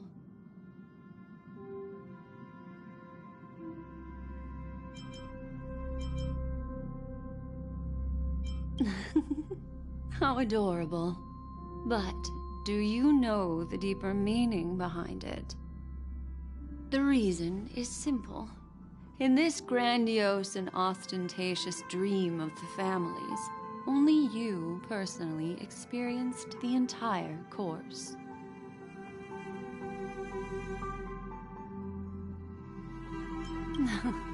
Patience, my friend. I will reveal the answer to you, but that time is not now. Turn around and take a look at your friends. Every one of them is reveling at the arrival of their next destination, all filled with hopes and expectations of their own present and future. Revealing everything at this moment would be a bit of a buzzkill, wouldn't it? I'm looking for an opportune time, a time when you're totally at ease. Perhaps when the night grows hazy and you're about to drift off would be the most opportune. How about one fine night? I will prepare the candles, aromatics, and even a cushy couch to create a cozy dreamland for you. And then I will tell you the answer in the form of a little bedtime story to lull you to sleep. Hi! Hello! Attention all passengers! The express is about to make the jump. Please be seated and hold on! It looks like we're finally about to set off. There are countless gleaming memories out there waiting for us. Why don't we just leave it at that? for now. Ah, that's right. As a small token of compensation for playing that little trick on you with the empty light cone, I will gift you with some words. They hold great significance to me. Life is akin to a winding labyrinth where memories serve as our sole companions. You'll remember these words dearly, won't you? In the year 2158 of the Amber Era, the first year of the new epoch, the universe resumed its intended trajectory. The kindling of conspiracy smoldered in Penacony, the land of the dreams. Failing to erupt into a blaze, it instead flickered briefly on Klapoth's anvil, before vanishing in the blink of an eye. The dead and those fated to die remain in their eternal slumber, while the living find solace in deep sleep. All clamored in a cacophony of silence, and then went about their own ways. The cosmos emanated a vitality characteristic of a new era, all for the modest price of a brother and sister's mild grief. Babies are born as stars extinguish. The silver rail unfolds. The story of the Astral Express comes to a close, yet it also embarks anew. Time marches forward, heralding the arrival of a new chapter in the history of trailblazing expeditions.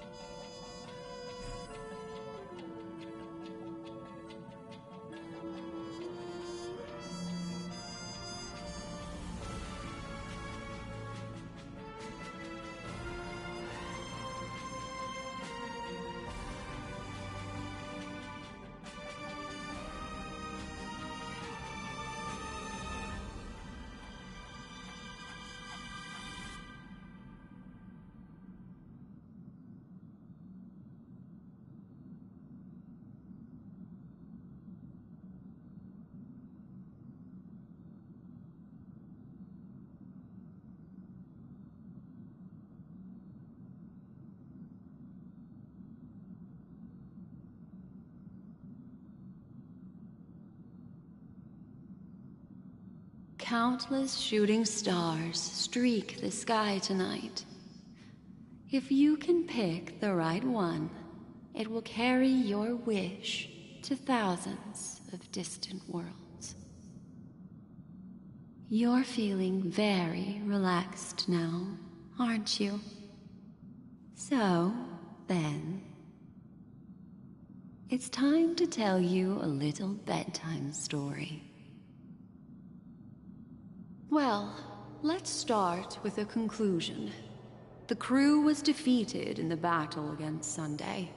Everyone in Penacony failed, and no one survived. But don't panic. The truth, as horrifying as it may be, is not yet irreversible. There's still a glimmer of hope, and that's why I'm here.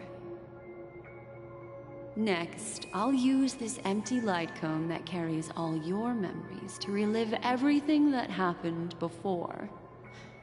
And when this story reaches its end, I'm sure someone as clever as you will notice that.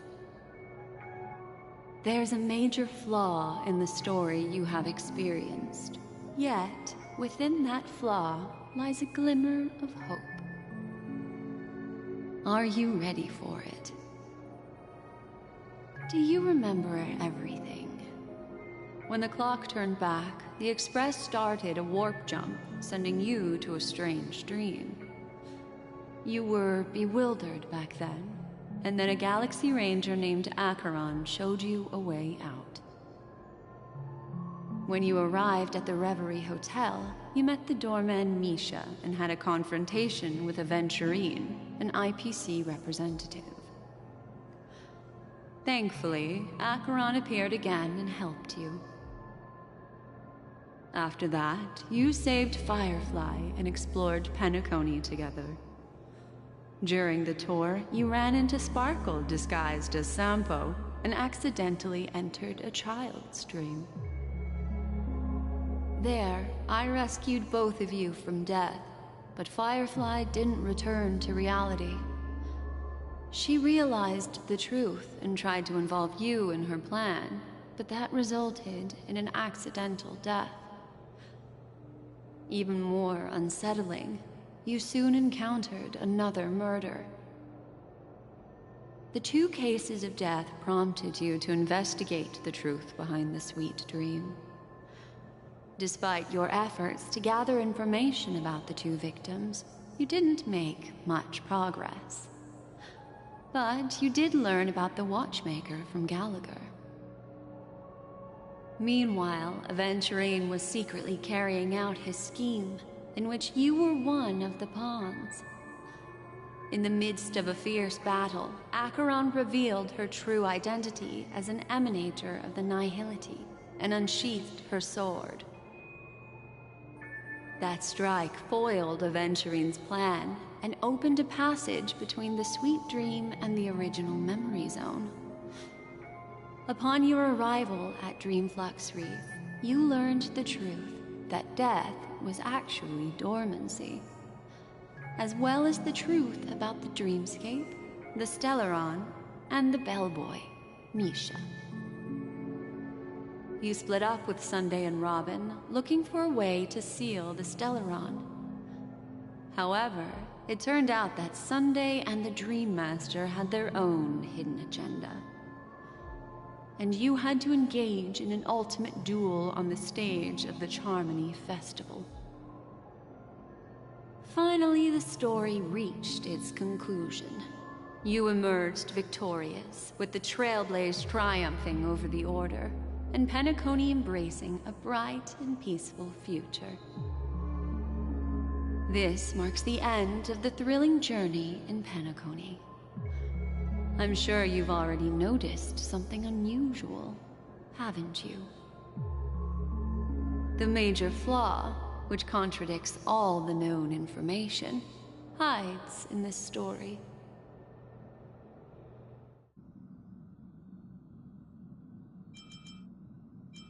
It is true that Gallagher is a history fictionologist, but he didn't lie in this matter. In addition, death and dormancy do arise from the same concept, don't they? This is not the fatal variable in your adventure. Take your time and think it through.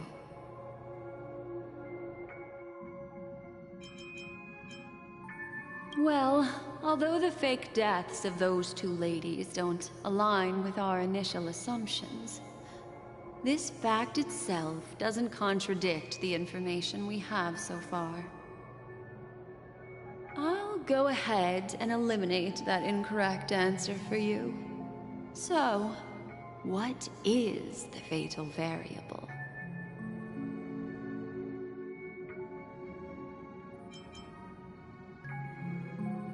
Are you suggesting that the sleeping and shapeless never bestows its gaze upon anyone, and thus no one can truly possess the power of the Nihility? That's a very astute guess.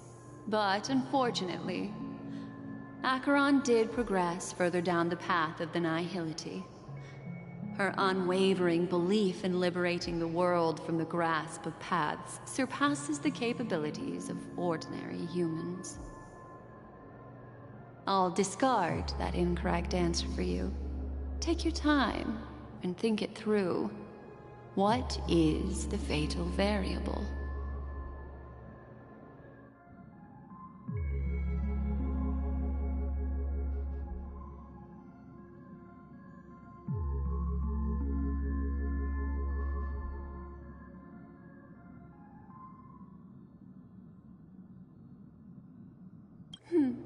Little Misha. Or should I call him the Watchmaker?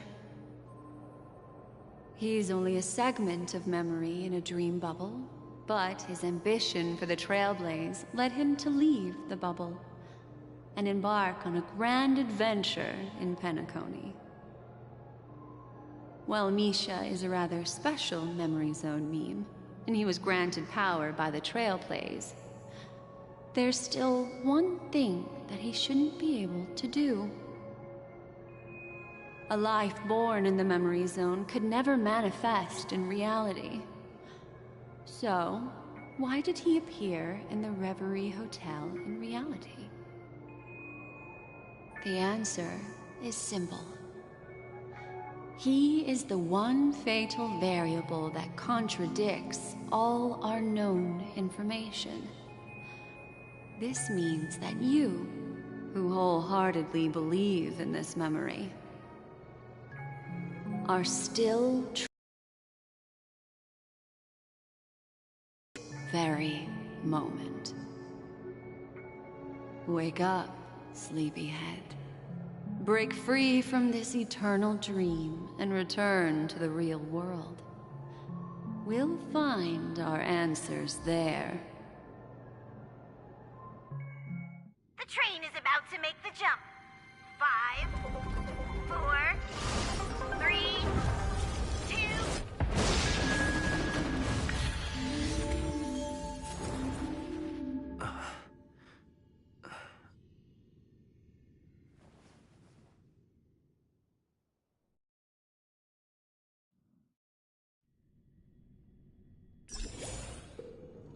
This way, darling.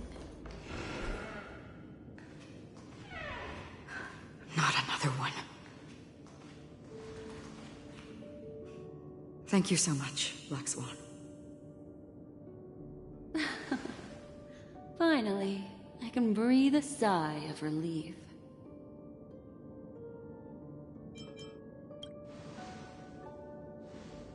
I understand you must be confused, and we'll do our best to shed light on the situation. However, before that, it's essential to know that this place is the rift between dream and reality. A place reserved only for those who have awakened from Enna's dream. Do you remember Sunday's ambitious plan? He intended to harness the power of the Stellaron, the collective will of over 100,000 Oak family members, and the desires of everyone in Penacony to usurp the harmony and restore the order. Unfortunately, it didn't stop there. From the early days of our journey into Asdana, we were already affected by the Stellaron. That strange dreamscape where we met. Maybe it was a sign that your thoughts were beginning to drift away.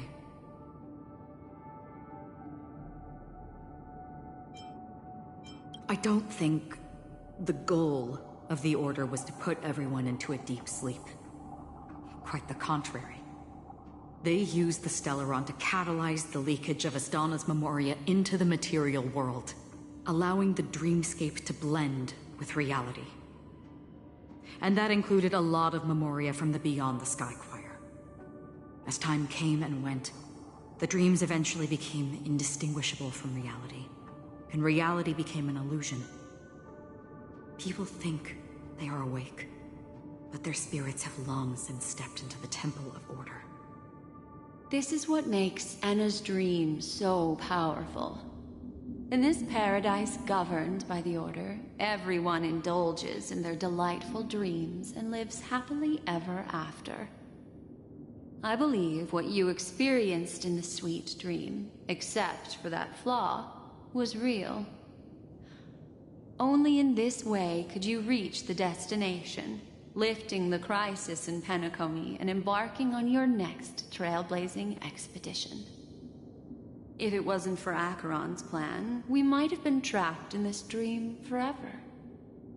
Fortunately, while the path of the Order governs all things, it can't affect the Nihility. I came to realize this when the Dream Master tried to expel me at any cost. This is also why you felt a sense of peculiarity when traveling with her. Well, I'm not as fortunate as she is. Even if I'm a memo keeper, I was still influenced by the power of the Order and fell into hallucinations. However, thanks to your memories, now we still have a chance to turn the tide. For mortals, even if they possess the great power of a path, they can't create a flawless world like gods do. That's why there was a flaw in your dream. In other words, once you have realized the world is not real, you'll have a chance to break free from the dream. The flaw in your dream lies within Misha, who could have never appeared in reality. When I turned the pages of your memories, I realized that I was in an illusion too.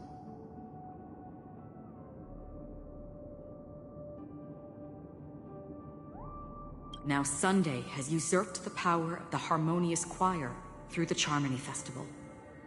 Asdana has thus fallen into Enna's dream, transforming everyone equally into the notes of the Aeon. Failure doesn't mean weakness. Only the strong can gather the will to resist the Order and try to break free. We still have a chance, though. To make it happen, please, Black Swan, guide us to those with a strong will. All right, please come with me. They're the ones who accept Enna's dream and indulge in their happy illusions. We have no means to wake them up now. Not even your clockwork will do the trick. However, there are still other things we can do. Let's keep going.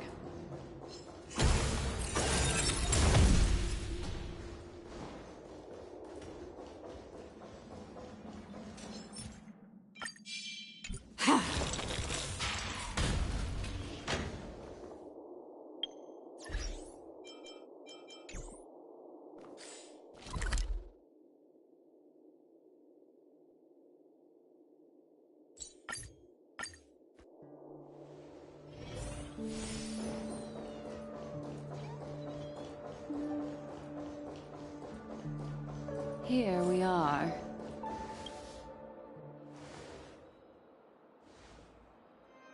Finally, you've arrived. Let me introduce you to Robin.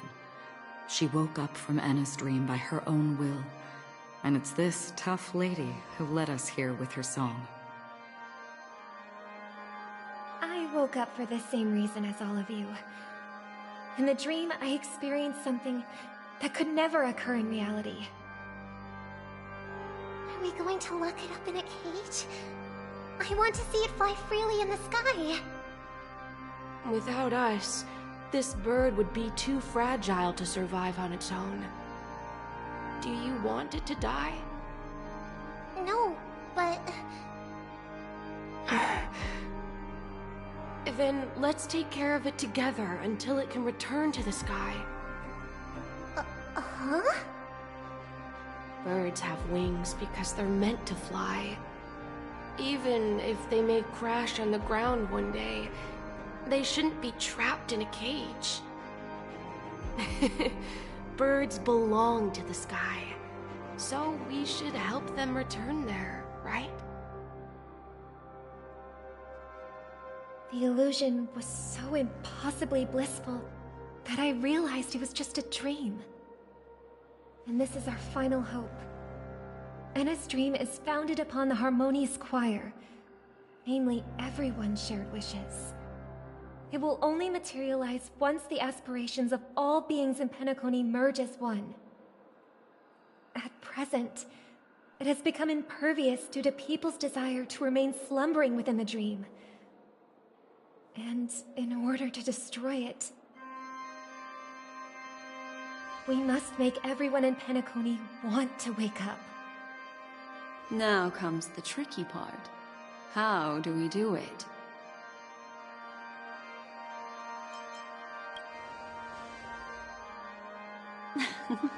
You want to go back? Unfortunately, human consciousness always gravitates toward reality. Now that you've seen the flaw in the dream, there is no turning back. Humans yearning for sweet illusions borders on obsession, leading them to subconsciously resist the harsh reality. Therefore, I carefully selected a moment where he was completely unguarded, guiding him to uncover the truth himself to make him regain his consciousness. However, to wake up everyone in Penacony and get them to share the same determination, that would be nearly impossible. Indeed. I'm afraid it's almost as difficult as resurrecting an Eon. But we can't just stay here and do nothing.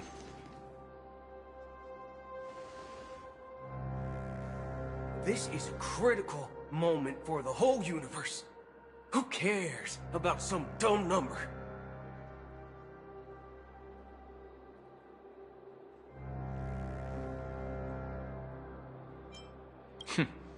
Thanks to Black Swan. You're welcome. And thanks to the Memo Keepers in Penacony, too. I believe your partners have also awakened from their dreams. This is the first step of our plan. With the assistance from the Garden of Recollection, those who possess a strong will, like you, will gradually awaken from the dream. These free wills are the discord that will sway Anna's dream. However, awakening a mere handful of individuals is insignificant compared to the vast number of people immersed in the dream. We must find other ways to awaken the free will of millions of people within a short period of time. If breaking through from the inside proves challenging, we can seek assistance from the outside. We've long been aware of a potential solution. Asdana is a galaxy known for its abundant memoria and the remarkable phenomenon known as synesthesia dreamscape. When people first enter this place, they often find themselves and others sharing a collective dream. At this very moment, there is only one dream encompassing the entire Asdana system. So, you mean, if we can attract a large number of outsiders to this system, their free will would intertwine with this dream and shake it to its core? However, those outsiders might also succumb to the dream and become the foundation of the Order instead. The real challenge is, how can we gather a huge number of people as determined as you within a short period of time? Looks like the Jade Kiss of Allying Oath will be the only solution. No. No need for that.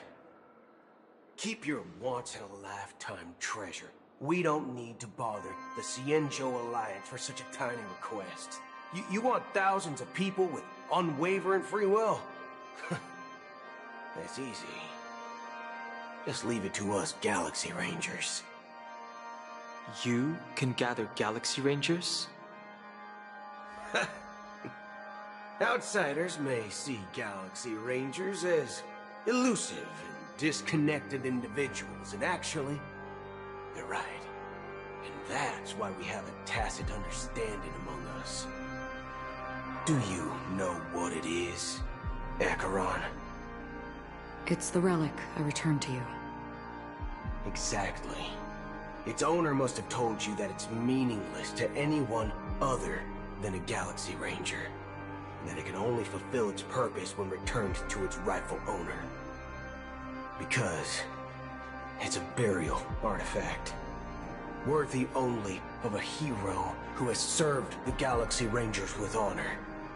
When its light illuminates the universe, it means the fall of a hero, and in the direction it falls, countless meteors will streak across the sky. Those meteors are Galaxy Rangers, coming from all corners of the cosmos, driven by a shared purpose, without questioning the cause or counting the cost, because we abide by a common principle. The shooting stars of the hunt only descend on the longest night, and with them comes the dawn. We've stayed silent for far too long. Now It's time to remind all the cowards, oppressors, and villains of the universe of our presence. I'll be the one to ignite the first spark. Once the dreamscape is swayed, I'll complete the second step.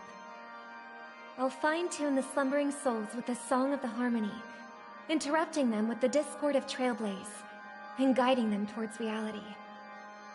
It's true that some people are born strong, and others are born weak. If the Trailblaze is the target of heroes, then the Harmony will guarantee that the strong help the weak. Only the people of Penacony themselves can be the saviors of their homeland. Their path of happiness should be forged by themselves. While I may not be a nameless, I'm willing to instill courage in all those who need it. This includes my brother as well. Anna's dream is too cruel for him and everyone else. Your plan sounds well conceived, but still, it appears somewhat idealistic and romantic. The flaws rooted in human nature can't be eradicated overnight. Do you believe these efforts alone are enough to convince everyone to choose the right path? I agree with you, Black Swan. That's why the most critical aspect of this plan is not to convince everyone to choose the right path, but to inspire them to save themselves. So, you're the key in the end, I assume? The Harmonious Choir possesses the power of an emanator. To overcome it, you'll need the same level of power. The final step in destroying the sweet dream will be my responsibility. That's a relief to hear. Now that our roles are assigned, let's get to our battlefields and pose a grand finale. May I have a moment alone with you? There's one more thing I need to explain to you. This grand festival is drawing to its close. This is the starting point for the ultimate stage of our journey, just as it marked the beginning of all the stories in Penacony.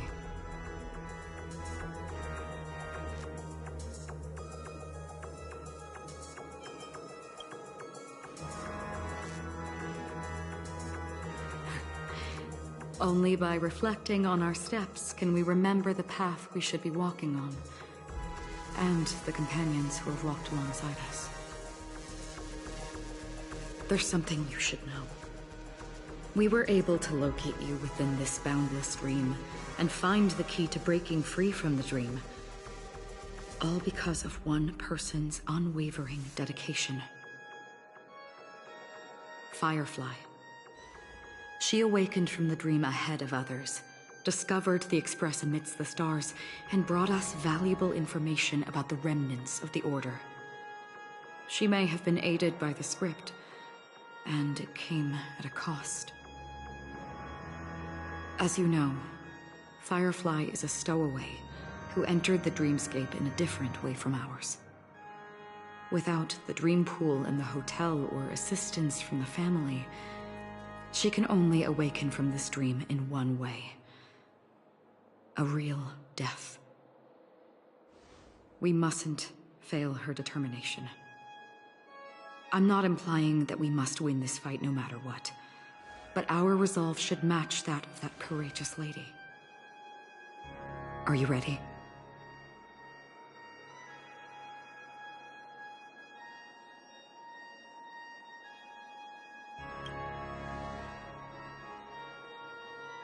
Very well. Now, please close your eyes.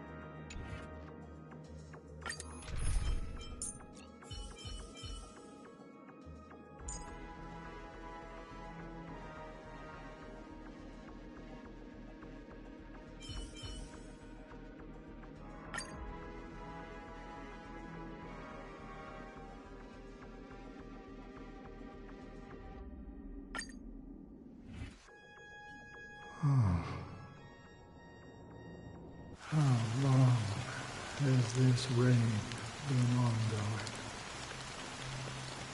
If I remember correctly, it has lasted for decades, or even centuries.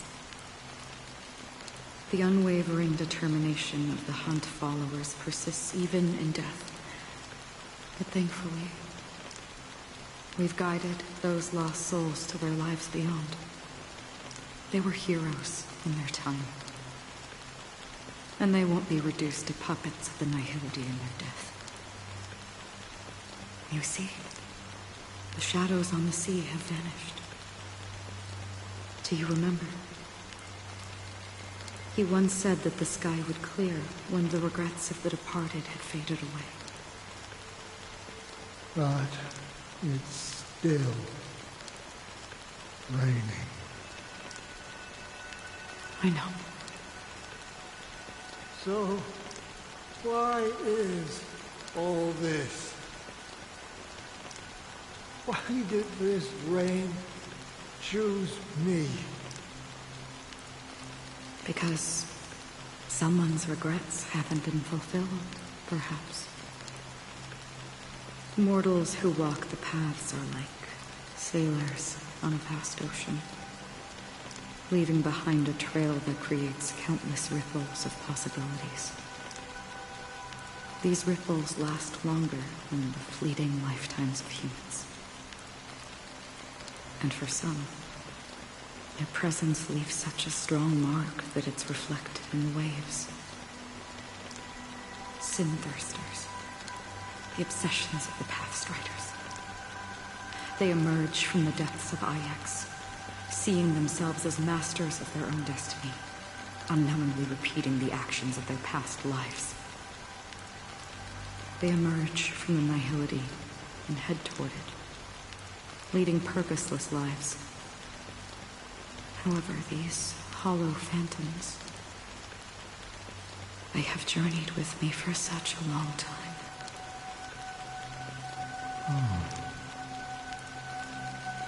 So this is how it is.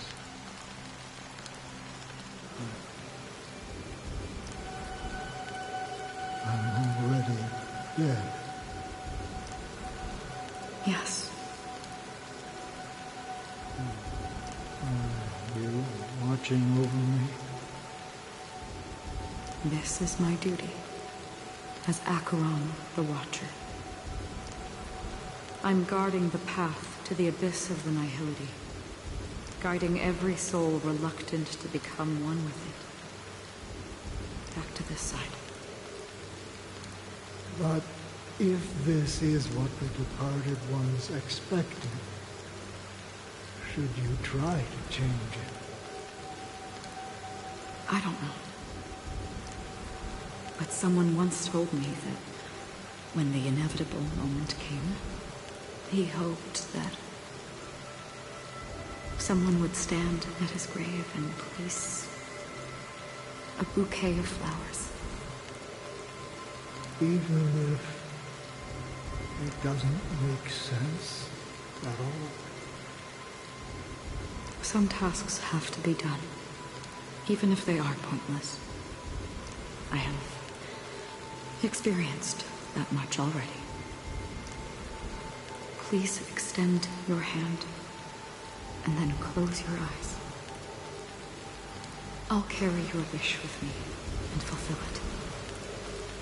Only then will I be able to put an end to the final regret by the Dead Sea. Will I ever see them again? Yes, that is certain. Because it was you who told me about the Express, your two former companions. The expedition cut short by the swarm, your narrow escape from death, and your encounter with the Galaxy Rangers. And Penacony, the hometown to which you could never return. Yeah. For countless times, I got rejected by the family and had to pass it by. But I knew that my companion was still there. Alone. Mikhail, are you still there? Take my hand and come with me. We will leave this place. You'll embark on a long, long journey, shrouded in darkness. But fear not, as a touch of red will be awaiting you at the end of the path. That's the color of existence. Follow it, and it'll guide you and illuminate the way out. By doing so, you'll eventually reunite in the warmth of the sunlight. Thank you. May death be the end of your boundless dream, guiding you back to the waking world. Welcome to the horizon of existence. This place is one of the thousands of manifestations belonging to the sleeping and shapeless. And it's also an exit out of the nihility for the awake ones. Let's bid our final farewells here.